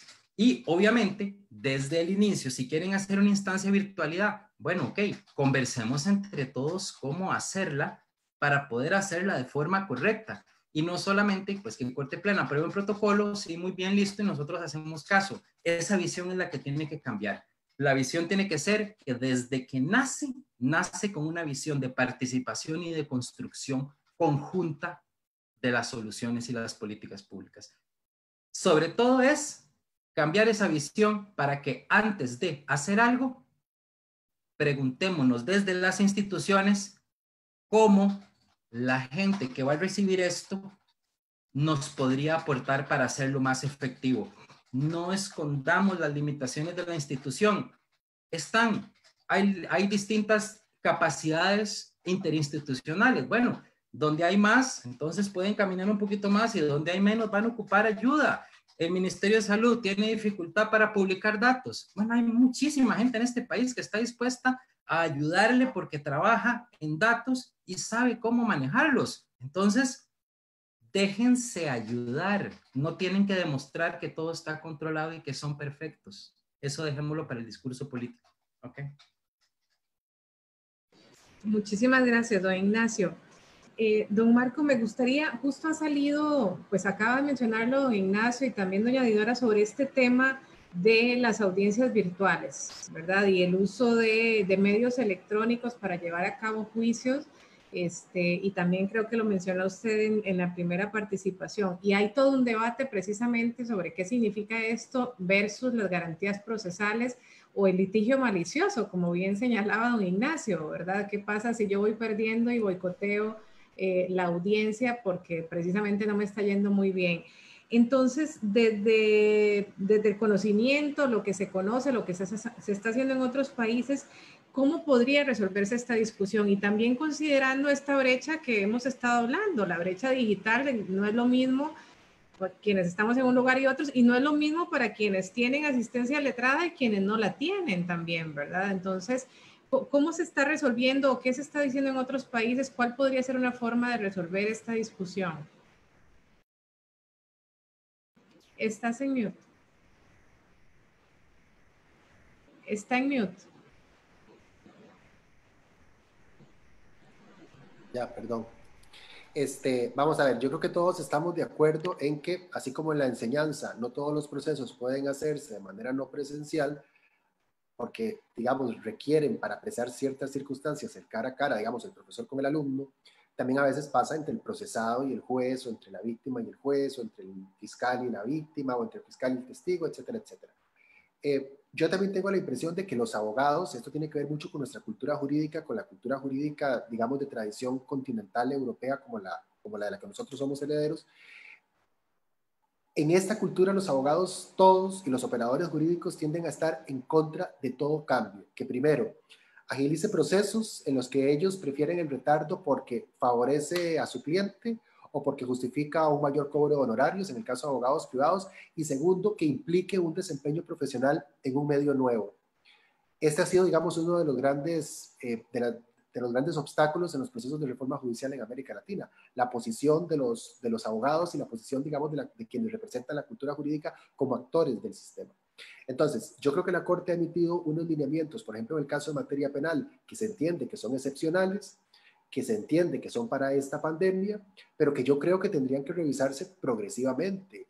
Creo que en esto hubo un diálogo entre varias instituciones, y creo que todas esos resquemores, por ejemplo, que expresaba ahora Ignacio, son absolutamente razonables, y que la respuesta a eso únicamente la vamos a tener conforme pasen las semanas y vayamos dándonos cuenta de qué debilidades ha habido y de qué cambios tienen que hacerse. Por ejemplo, ¿qué pasa? Que es uno de los huecos que queda en el protocolo de las medidas virtuales. ¿Qué pasa, por ejemplo, con un testigo que llega a una oficina judicial para conectarse virtualmente con un tribunal que está, qué sé yo, en Limón o alguien de Limón con un tribunal que está en San José?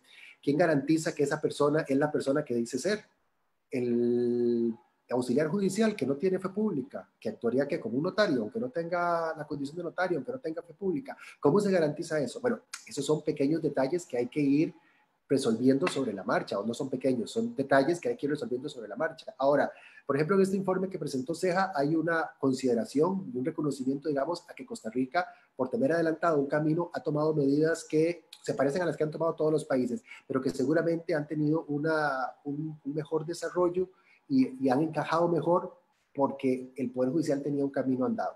Pero yo de nuevo creo que lo fundamental es que progresivamente y conforme pasen las semanas, tendríamos que tener agentes externos e internos, porque la Corte ya ahora no pasa porque hay más instancias, pero hubo una época en la que había un observatorio judicial que era dentro del Poder Judicial. Me acuerdo a Daniel González decir que solo en el Poder Judicial de Costa Rica podía haber un observatorio que se observara desde adentro, porque los observatorios deberían ser de afuera hacia adentro.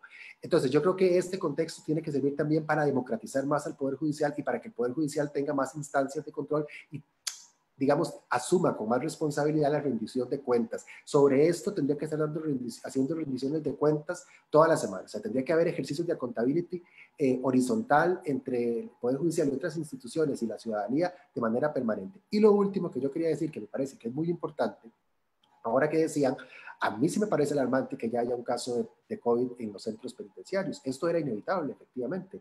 Pero es que las cárceles, repito, tienen unas condiciones que hacen que esto sea una cosa que cuando llegue va a tener un efecto, digamos, de propagación muy grande. Y esto hay que entenderlo así. Y yo creo que no hay que tener miedo a decir que se tienen que egresar personas de los centros penales, porque nosotros no romanticemos nuestras instituciones penitenciarias. Las instituciones penitenciarias en Costa Rica están colapsadas. Todas están colapsadas. Entonces, hay una medida que tiene que tomar el Estado que es necesaria, que ya se está haciendo gracias a los jueces de ejecución de la pena, que es ordenar egresos de quienes están en situaciones de riesgo. Esto no se puede evitar y es una medida que no se puede disimular para no quedar mal, para que la gente no se enoje, porque también tenemos que educar a la gente, también tenemos que ejercer, digamos, algún tipo de pedagogía ciudadana para que la gente entienda que este es un tema de derechos humanos y que el riesgo de contagio en las cárceles no es que se va a quedar ahí, que se van a morir los 16,000 viejos que están ahí dentro. No, no, es que eso tiene un impacto en el afuera también.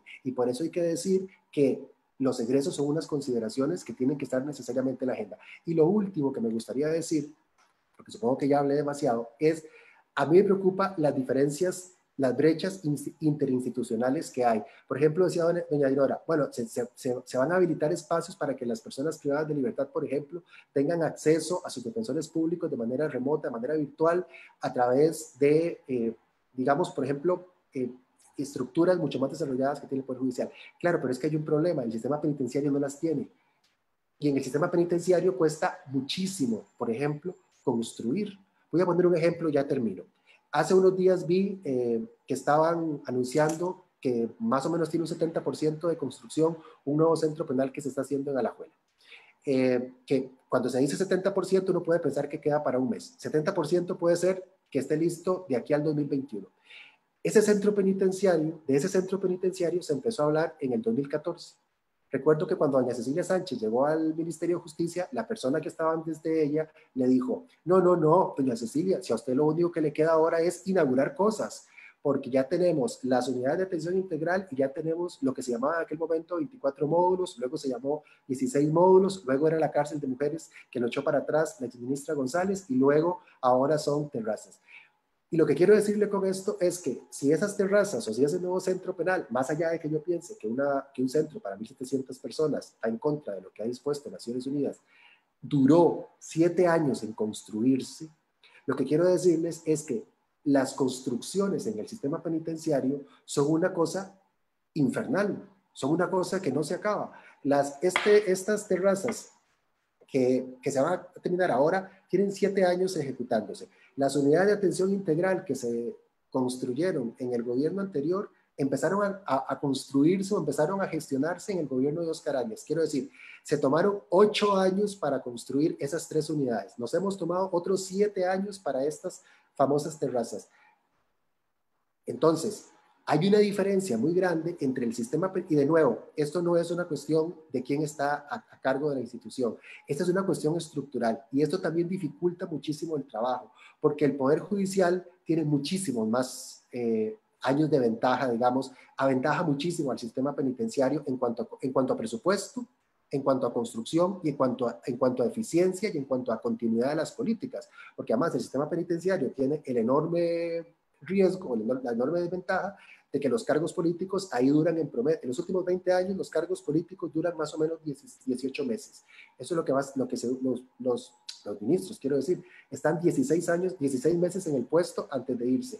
Ese ha sido, digamos, el promedio en los últimos 20 años. ¿Y qué significa esto? Bueno, que el diseño de políticas de largo alcance es mucho más restringido, a diferencia de lo que pasa en el Poder Judicial. En el Poder Judicial hay muchas cosas que criticarle al Poder Judicial. Podemos criticar la fosilización de algunos cargos políticos, digamos, o de algunos cargos del vértice judicial. Esa es una crítica válida, la fosilización de algunos magistrados, pero también tiene una parte que es positiva, que es que genera la posibilidad de que haya políticas de más largo alcance. Estos resultados que tenemos hoy, por ejemplo, con el tema de la virtualidad, con el tema de las tecnologías, es algo de lo que se empezó a hablar durante la gestión de don Luis Paulino Mora, que estuvo 16 años, me parece, como presidente, por lo menos 10 años como presidente de la Corte, y habrá estado 20 en el puesto. Entonces, claro, esto permite que haya políticas de más largo alcance. Y entonces, estas brechas interinstitucionales no pueden ser obviadas en el acceso que van a tener, por ejemplo, en el caso de las personas privadas de libertad, a estas otras medidas que podría sí tener el Poder Judicial, pero que no los tiene el sistema penitenciario. Y bueno, ya se me acabó el tiempo, entonces nada. Muchas gracias, Marco, y gracias nuevamente a todos y todas. Para iniciar el último bloque, voy a combinar las preguntas que teníamos, digamos, desde la moderación con algunas que se han formulado por personas que nos están acompañando. Entonces, precisamente, doña Fiorella, una de las preguntas, usted también ya la empezó a mencionar, a contestar, que es el tema, y tiene que ver con los desafíos, es el tema de cómo garantizar precisamente los derechos de las personas privadas de libertad en este mediano plazo o más bien en esta crisis prolongada. La rehabilitación que usted señalaba, el acceso a la salud, la comunicación con familiares. Y una de las personas que estaba en nuestro público precisamente nos preguntaba por el tema de si, por ejemplo, se va a cumplir, porque señalaba ella que hubo un anuncio de que se iban a colocar más teléfonos públicos en los centros penales. ¿Qué se estaba pensando sobre el tema de garantizar visitas virtuales? Que usted nos adelantó un poquito sobre eso. ¿Cómo asegurar que las personas privadas de libertad tengan el gel, el jabón? Porque se mencionaba por una de las participantes que eso tenían que llevárselo los familiares. Y la pregunta, digamos, también que la hizo también una de las participantes en términos de a cuántas personas privadas de libertad se les está cambiando el régimen, o sea, a un régimen más favorable, y si se está pensando precisamente en concordancia con lo que han hablado los organismos internacionales en hacer, digamos, liberaciones más amplias que puedan abarcar a personas que están en mayor situación de riesgo. Y también preguntaban sobre si está accesible el protocolo para reanudar las visitas, si eso ya se ha hecho público o cómo acceder a este tipo de información. Entonces, aprovechando para ir haciendo el cierre, si en estos últimos 7 minutos podría referirse un poquito más a esos temas. Gracias. Claro que sí, con mucho gusto. Vamos a ver, tratando de llevar un poco el orden de los puntos que usted mencionaba. En relación con los teléfonos públicos, efectivamente, desde marzo empezamos a trabajar con el ICE para arreglar los que estaban malos en los centros penitenciarios y para tratar de colocar nuevos teléfonos públicos. Efectivamente, las dos cosas se han podido hacer.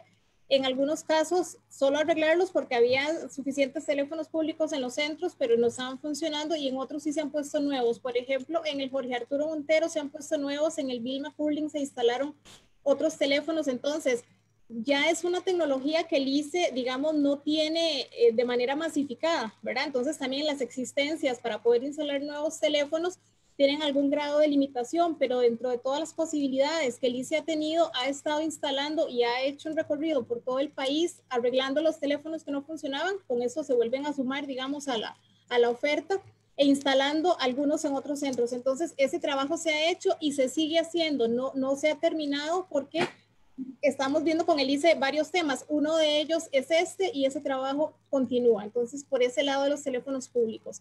En relación con los implementos sanitarios, nosotros estamos revisando y en eso el trabajo de la Policía Penitenciaria es súper importante, los espacios en los que ellos están, qué dotaciones tienen, qué les hace falta y vamos llenando, digamos, o rellenando todos los implementos que se van agotando. En esto hemos utilizado recursos de la institución, hemos pedido ayuda también, entonces la Comisión Nacional de Emergencia nos ha dado alcohol, nos ha dado jabón para lavar. Esto ha sido como una suma de esfuerzos también porque la necesidad es muy clara dentro del centro penitenciario de que estas cosas no pueden faltar. No tengo duda de que a través de las encomiendas les hayan hecho llegar a las personas también algunos de estos implementos, lo cual no está mal, ¿verdad? Pero en realidad nosotros estamos vigilantes de que no les hagan falta ni a ellos ni a los funcionarios, que ese es un punto fundamental. En la entrada de todos los centros penitenciarios tenemos lavamanos nuevos, se instalaron una batería de lavamanos en todos los centros y se ha instalado también el papel y el respectivo jabón, se echa el alcohol y estamos verificando esos stocks todo el tiempo. En relación con las visitas virtuales, esto que les decía de los equipos que estamos utilizando para las audiencias, en la necesidad tenemos que hacerlos fungibles para todas las necesidades simultáneas que tenemos para las cuales pueden servir los equipos. Entonces también estamos creando la posibilidad de que esos equipos sean utilizados y esperamos que sea en un futuro muy cercano para visitas de las familias. Lo que pasa es que la población es tan grande que tenemos que ir acomodando en el tiempo cuando cada persona puede tener acceso a las visitas. Ese protocolo ya se inició, está en época de revisiones y necesitamos llegarlo al punto justo para que sea, digamos, de aprovechamiento para todas las personas. Los otros protocolos, el plan de atención de COVID en el sistema penitenciario, los otros protocolos que yo mencioné al principio están disponibles en la página del Ministerio de Salud también, por si alguien tiene alguna consulta o alguien quiere llegar a mirarlos. En relación con el tema de las valoraciones ordinarias y extraordinarias, yo sé que este es un tema sensible, es un tema fundamental. Nosotros, antes de que los juzgados de ejecución de la pena nos hicieran llegar las órdenes para hacer valoraciones extraordinarias, habíamos sacado una circular, estoy hablando del 17 de marzo, 17 de marzo de este año, en el cual se les solicitaba a los centros hacer valoraciones para mujeres, para personas mayores, adultas mayores, y personas que tuvieran algún tipo de riesgo relacionado con el COVID muy directo a lo que en aquel momento en marzo se sabía que eran factores de riesgo asociados. En relación con esa circular, al día de hoy han pasado al régimen semi-institucional 119 personas. O sea, se ha hecho un esfuerzo solo con esa circular que inició en marzo.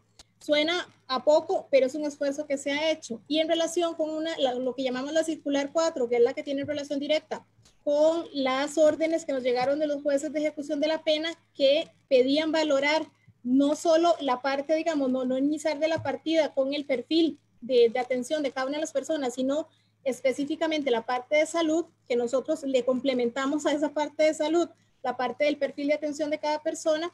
De ahí se han pasado al sistema semi-institucional 40 personas. Entonces, en total hemos movido del institucional al semi-institucional 159 personas, justamente porque se consideró, en este caso el Instituto Nacional de Criminología, consideró que reunía los factores de riesgo a nivel de salud y los factores de perfil a nivel de su desarrollo individual suficientes para poder desarrollar un proceso fuera del sistema institucional. Y hay que tomar en cuenta muchísimas cosas, ¿verdad? Hay que tomar en cuenta la seguridad de la propia persona que va a salir, que tenga un ambiente viable para salir, no lo vamos a sacar a la indigencia, evidentemente, y también el hecho de que la persona no constituya un potencial riesgo nuevamente para víctimas reales o potenciales que haya tenido anteriormente o para la sociedad en general. Es que este es un balance muy sensible, este es un balance en el que realmente hay que tomar en cuenta muchísimos factores, pero nosotros no hemos detenido esas valoraciones, o sea, se siguen realizando y al día de hoy 159 personas han podido pasar al régimen semi-institucional. Entonces, desde la situación tal cual nos encontró el COVID, nosotros hemos tratado de llevar adelante con todos los esfuerzos que tenemos, con el apoyo de otras instituciones, con los consejos, digamos, porque a todo el mundo le gusta opinar. Nosotros hemos tratado de llevar adelante la situación dentro del sistema penitenciario, que yo insisto, o sea, es efectiva en el tanto. Cuando tuvimos un caso en abril, el caso no se propagó al resto del sistema. Hoy que estamos ingresando un nuevo caso, es importante decirle a la gente que esta persona entra a un espacio individual de aislamiento y va a estar ahí 18 días. Entonces esa persona va a tener contacto únicamente con personas seleccionadas que van a tener todo el equipo de protección para que tanto la seguridad de la persona que está ahí como de quienes tienen que tener contacto con él no se vea comprometida. Y después de esos 18 días, evidentemente a la persona se le harán las pruebas para saber si ya salió de la etapa de la enfermedad y que pueda ingresar a alguno de los módulos como corresponde. Pero esta es una nueva experiencia que estamos viviendo y estamos aplicando todo aquello para lo cual nos preparamos. Esto aparejado, como lo decía anteriormente, a que no sea un bache en el desarrollo de cada una de las personas que están en el sistema. O sea, realmente hay que sacarle el provecho a esto. De momento se le ha sacado provecho en actividades físicas, en actividades artísticas. Yo no sé si ustedes vieron una canción que crearon los señores de la parte de los apremiados corporales, que se hizo súper famosa, se fue a otros países, Naciones Unidas la pidió, la gente de la OPS la pidió, o sea, ellos están generando cosas y tratando de traducir de la frustración que probablemente los produce, no solo estar ahí, sino no poder ver a su gente en algo productivo. Entonces, por ejemplo, el estudio, los programas de estudio con la UNED no se han detenido. Hemos trabajado con nuestra gente que ya está en el sistema dentro de los centros y las personas de la UNED a distancia, y se han realizado los centros y se han realizado incluso los exámenes. Esa parte es importante. Y con la gente del MEP hemos tratado de llevar adelante dentro de lo que se puede, porque el MEP está como en otra dinámica, ¿verdad? Pero con la gente de la UNED sí hemos podido llevar adelante. Entonces, dentro de todo lo que se puede hacer, hemos tratado de mantener la normalidad. Estamos creando esa nueva normalidad que no va a haber más remedio que acondicionarla a lo que la pandemia nos va diciendo, pero para nosotros es una prioridad realmente que la gente se sienta tranquila dentro del sistema penitenciario, que sus familiares se sientan tranquilos también, porque ese es un tema de angustia para ellos, ¿verdad? Si no se pueden comunicar como antes, si no saben cómo están. Hoy que escuchan que entra una persona positiva al sistema penitenciario, a mí me gustaría decirle a la gente que esté tranquila, porque todo el trabajo que el ministerio ha venido desarrollando está justamente alineado para que la gente esté segura adentro, para que la gente esté tranquila afuera y para que tratemos de construir esa nueva realidad y que nos toca a todos, ¿verdad? No solo como institución, sino como personas en nuestra realidad. Muchísimas gracias, doña Fiorella, muy amable. Doña Dinora, para ir también cerrando, se ha hablado mucho acá del tema de la justicia virtual, si le podemos poner ahora esa denominación, que yo quiero enfatizar que, por supuesto, más allá de que la Administración de la Justicia preste un servicio, garantiza derechos, entonces tiene la mayor relevancia porque de la forma en la que lo haga, pues puede tener implicaciones para las personas, ¿verdad? Y precisamente por todos los asuntos que conocen. Una de las preguntas es, estamos ahorita en un escenario pues de crisis que va a haber o hay ya una nueva normalidad. ¿Cómo se está visualizando este servicio de justicia en un escenario post-pandemia o de crisis prolongada? Pero particularmente, ¿cómo se está planificando a mediano plazo en el entendido o bajo el supuesto de que hay menos recursos, habrá menos recursos, pero es muy previsible que habrá un aumento de casos o un aumento en el conocimiento de los casos, en esta demora procesal? Entonces, ¿cómo se organiza el Poder Judicial para esta nueva realidad, entendiendo que hay menos recursos y más demanda? Si nos pudiera en estos últimos 7 minutos referirse a estas preguntas.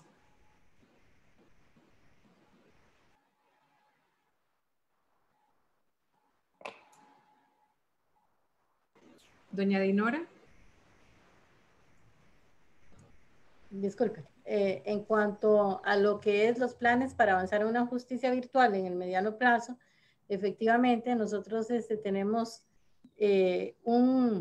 ya dentro del plan estratégico quinquenal 2019-2024, lo que es la optimización e innovación de servicios judiciales. Tenemos como ejes transversal todas estas partes de la población vulnerable, el rediseño de procesos con uso de medios tecnológicos, ¿verdad?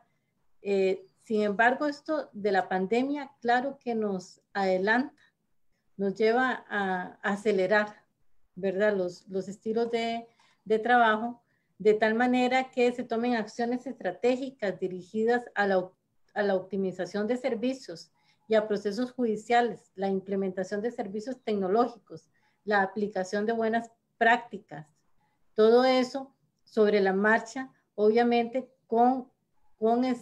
abiertos a la mejora, porque tenemos que ir mejorando. Cuando se introduce la tecnología, claro que hay que mejorar los sistemas de control, definir los posibles riesgos, mitigar los riesgos, hacer planes de continuidad a través de planificación, tomar acciones vinculadas con riesgos y posibles mitigación de riesgos. La experiencia genera que con la pandemia se ha permitido potencializar la tecnología, el licenciamiento de funcionarias y funcionarios judiciales, lo cual a mediano y largo plazo va a propiciar una administración de justicia más moderna y que permita la optimización de recursos. Entonces, sea como sea, a la hora de virtualizar, se espera que los recursos se van a ver minimizados, porque si nosotros también lo complementamos con lo que es el teletrabajo, ¿verdad? Que es una de las situaciones que llegó con la pandemia, que hemos tenido que aplicar y estudiar los perfiles que son susceptibles de teletrabajo,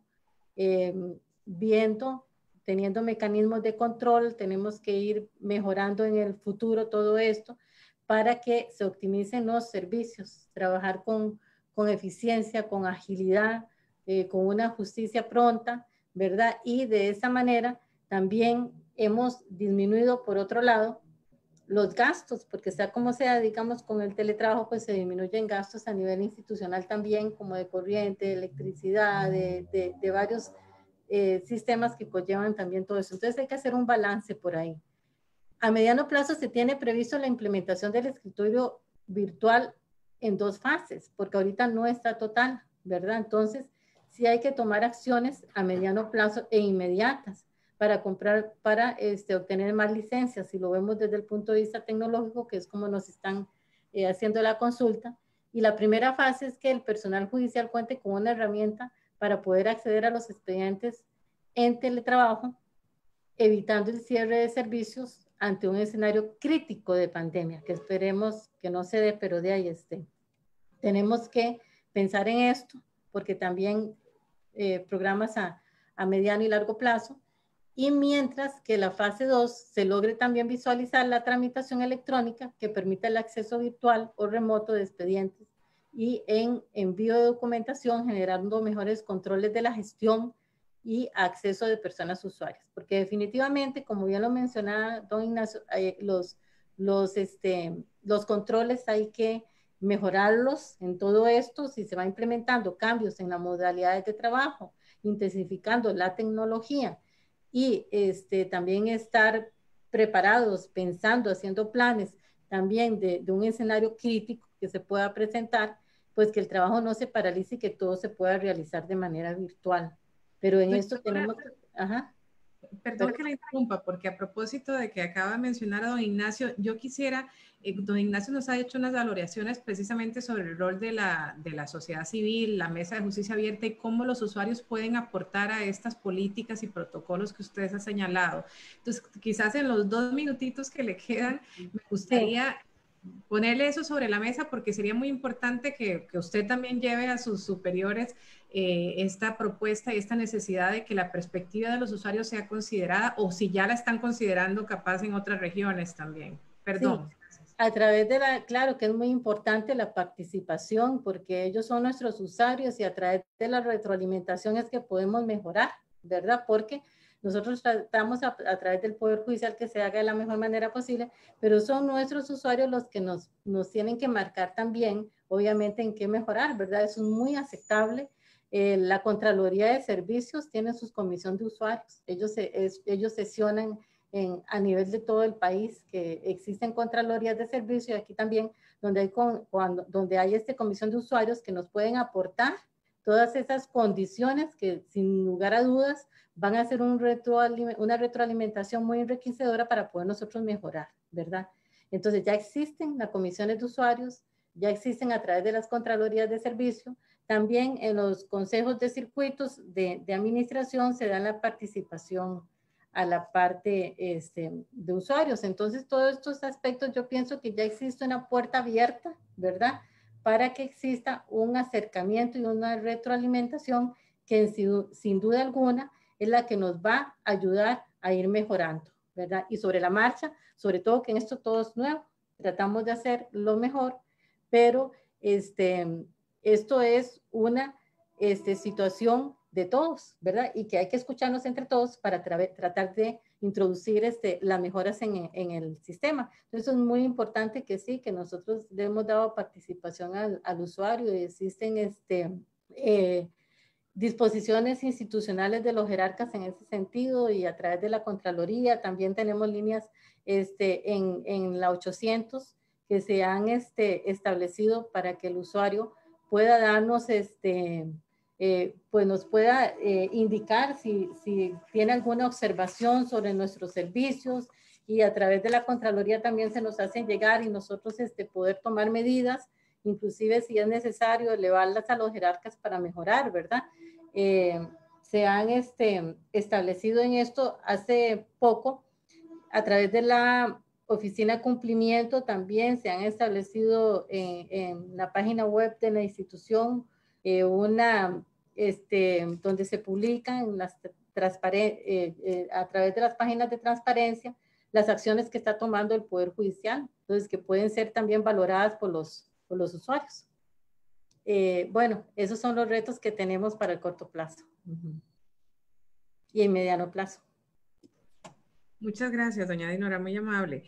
Y me gustaría plantearles la misma pregunta ya a don Ignacio y a don Marco. Tiene que ver con recomendaciones, con esa mirada futura, si bien es cierto, ya ustedes nos han estado pues señalando algunas de las acciones que ustedes creen que deberían ocurrir en función de los temas que hemos abordado y de las participaciones previas.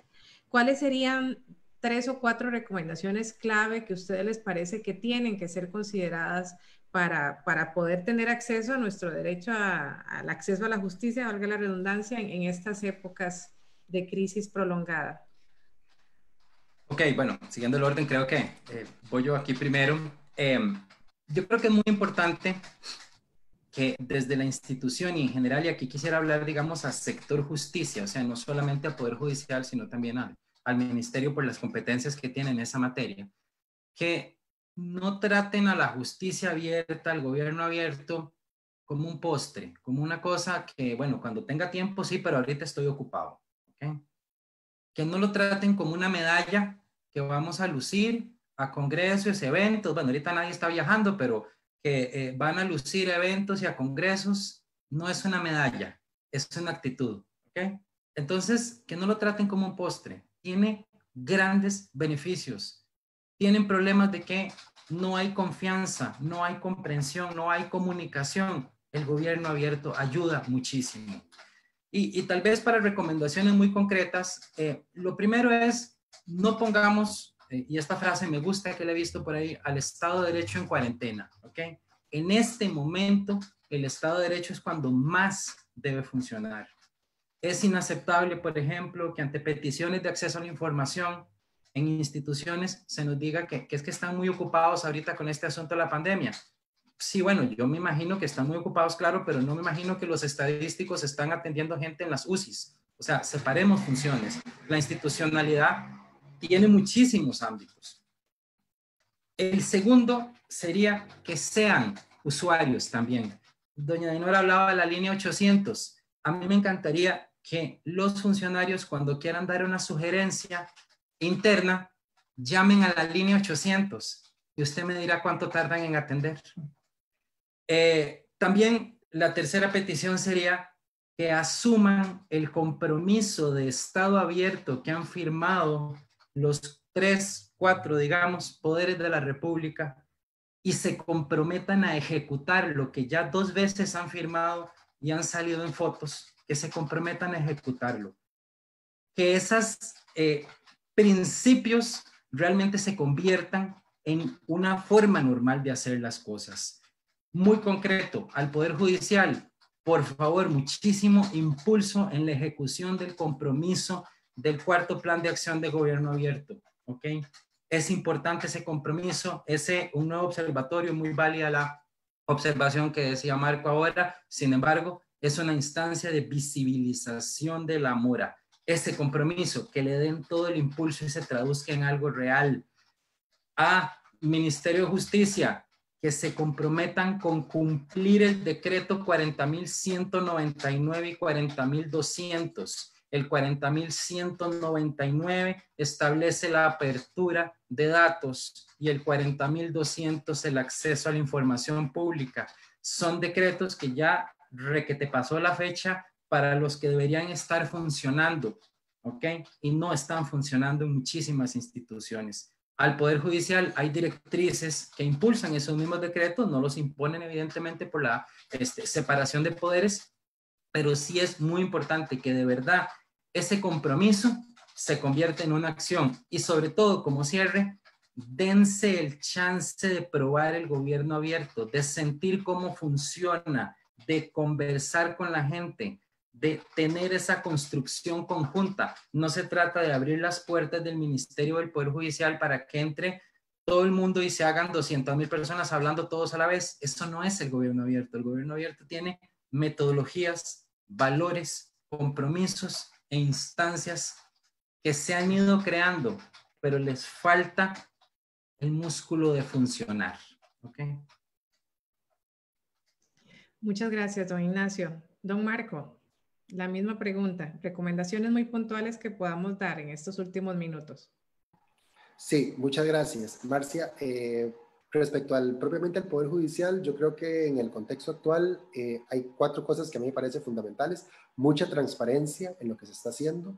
La gente tiene que saber lo que se está haciendo y el Poder Judicial tiene la obligación de decirlo. Es decir, aquel Poder Judicial que estaba encerrado, por más que siga persistiendo esa idea, digamos, porque es una cuestión de cultura institucional, tiene que seguir erradicándose y tiene que haber mucha transparencia. En segundo lugar, no debe haber miedo al cambio, porque esto implica cambios, esto implica que haya cambios y el miedo al cambio no puede ser una justificación para detenerlo, mucho menos en este contexto. Recuerdo nada más una digresión, recuerdo cuando se empezó a hacer la oralidad en el año 2000 más o menos, recuerdo a los defensores decir que eso violentaba el derecho de la defensa, que porque el juez no se iba a su oficina a resolver y que era mejor por escrito, y costó adaptarnos. Hoy nadie cuestionaría que la oralidad es muchísimo más efectiva y garantiza mucho mejor los derechos de las personas que la escritura. Pero hace 10 años, cuando íbamos a una audiencia de prisión preventiva y tal, a la gente le costaba entender eso. Entonces yo creo que el miedo al cambio no puede detener, digamos, lo que está pasando, porque las circunstancias además nos obligan y son también una ventana de oportunidad para que esto se mantenga en el futuro y para que haya algunos cambios que sean estructurales.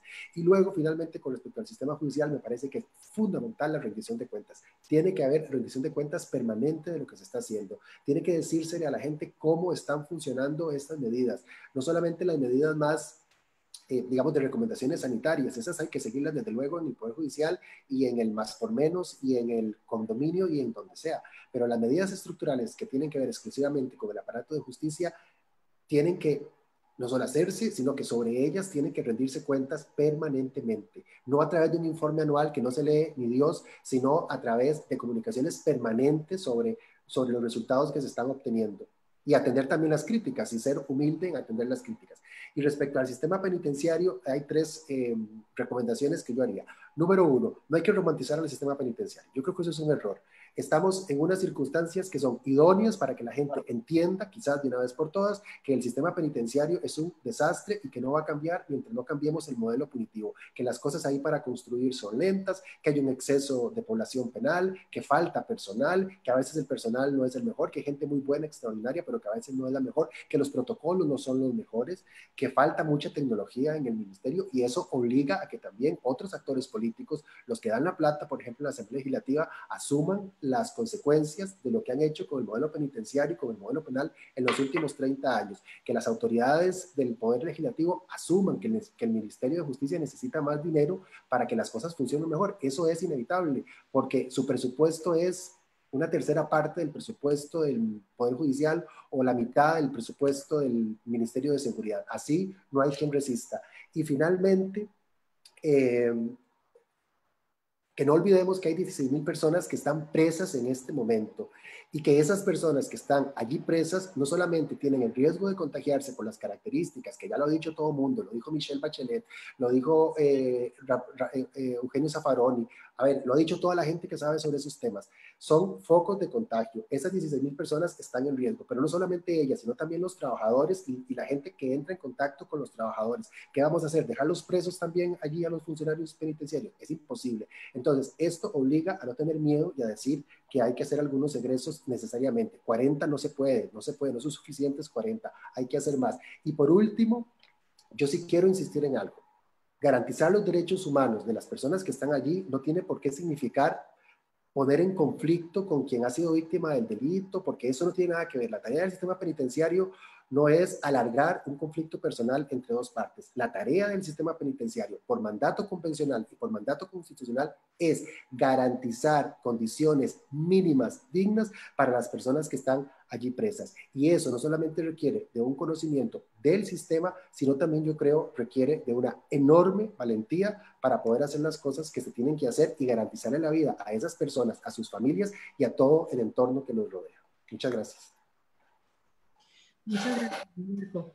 Bueno, yo quisiera ya para cerrar, primero, por supuesto, agradecerles muchísimo a todos y todas por sus exposiciones, por los aportes, por el trabajo que están haciendo, que sabemos desde la función pública no es fácil, es desgastante, con pocos recursos y bueno, realmente como ciudadana y como usuaria, pues también agradezco el trabajo que ustedes están haciendo.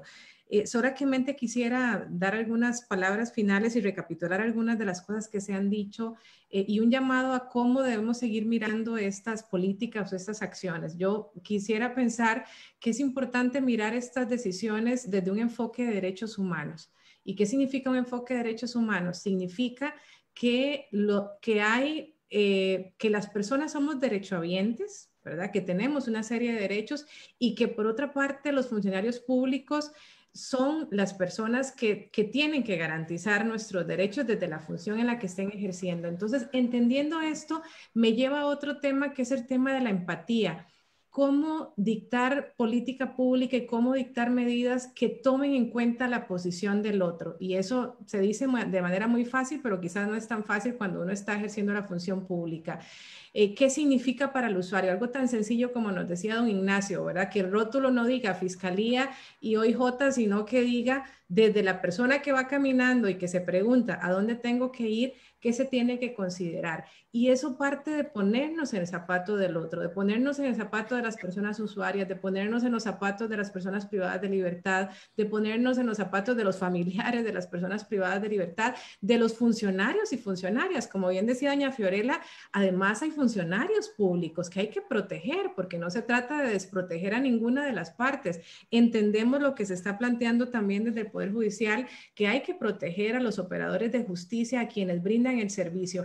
Pero este ejercicio de empatía nos supone entonces mirar todas estas personas y ponernos de manera constante en los zapatos del otro y pensar cómo las decisiones que se están tomando y las acciones que se están implementando afectan a esas personas para las cuales existe el Estado de Derecho. Desde el Foro de Justicia, pues damos mucho seguimiento, por supuesto, al Poder Judicial y nos parecen interesantes estas medidas que doña Dinora señalaba, muy enfocadas a que los funcionarios públicos pues tengan acceso a su computadora, a los expedientes virtuales, a la VPN, a las licencias. Eso, por supuesto, son pasos importantes y los celebramos. Pero claro que nos gustaría ver también esa visión empática de que la justicia es más allá inclusive de tener a un funcionario frente a un monitor y qué significa nuevamente para las personas que viven en zonas rurales que no tienen idea de qué significa esto de una pantalla o de una audiencia virtual, que no tienen recursos para contratar un abogado, pero que tienen una serie de problemas cotidianos en los cuales se requiere la mediación del Poder Judicial. Entonces, claro, se requiere, por supuesto, lo informático, pero se requieren recursos para capacitación, se requieren recursos para visualizar cómo es esa justicia o cómo debe ser esa justicia accesible para todas las personas. Pero además, yo quisiera terminar pensando en qué nos brinda esta crisis, Sabemos que hay miles de cosas negativas y todos y todas estamos inmersos en esta energía un poco negativa, pero ¿qué nos brinda esta crisis que nos puede permitir abordar algunos de los problemas estructurales? Y cómo aprovechar la crisis para dar una mirada distinta que nos ayude a plantear algunos de esos problemas estructurales. Desde el sistema penitenciario, cuestionarnos precisamente este modelo penitenciario que cree que todo el mundo debe ir a la cárcel y qué pasa en el sistema penitenciario, pero desde el Poder Judicial es también cómo poder atender a esos temas estructurales que se vienen de alguna manera acumulando. Bien nos dice el último informe del Estado de la Justicia sobre problemas que tienen que ver con la centralización de decisiones en la cúpula del Poder Judicial, la falta de evaluación de algunas de las medidas que se están adoptando y por lo tanto que no conocemos el impacto realmente de algunas de esas medidas. La falta de participación de las personas usuarias, esos son llamadas de atención. Entonces, ¿cómo esta crisis nos debe también invitar a abordar esos temas estructurales, a darles una mirada desde el enfoque de derechos humanos, desde la empatía y a lograr que los servicios y que los derechos que ustedes como funcionarias públicas están garantizando, pues puedan hacerse de una manera accesible, independiente, imparcial, sin discriminación alguna, como aspiraríamos todos y todas? Suena un poco, digamos, romántico para este contexto, pero es que necesitamos de alguna manera también darle una vuelta a estas crisis y pensar en cómo superar lo que veníamos arrastrando. No podemos pensar que luego de esta pandemia vamos a salir siendo las mismas instituciones o las mismas personas, y más bien cómo pensar en que esta pandemia nos permite reflexionar para crear, digamos, un Estado de Derecho que nos funcione de mejor manera, a sabiendas de que nuestro Estado de Derecho, por supuesto que es muy fuerte, pero tenemos que hacerlo mucho más fuerte. Entonces, nuestro llamado desde el Foro de Justicia para que puedan considerar esos elementos, nuestro agradecimiento profundo a doña Fiorella, a doña Dinora, a don Ignacio, a don Marco, por dedicarnos tiempo para plantear estos temas. Esos espacios son valiosísimos para la reflexión colectiva, para la construcción colectiva, para la rendición de cuentas, y bueno, esperamos tenerlos en algún otro seminario discutiendo sobre otros temas de interés. Por lo pronto, agradecerle a todas las personas que se conectaron y observaron este seminario y desearles pues que estén muy bien ustedes y todas sus familias, y doña Fiorella, mucha energía positiva para este reto que se enfrenta y que ojalá se logre controlar y no pase a más. Y bueno, pues estén todos y todas muy bien. Así que buenas tardes y muchas gracias. Muchas gracias.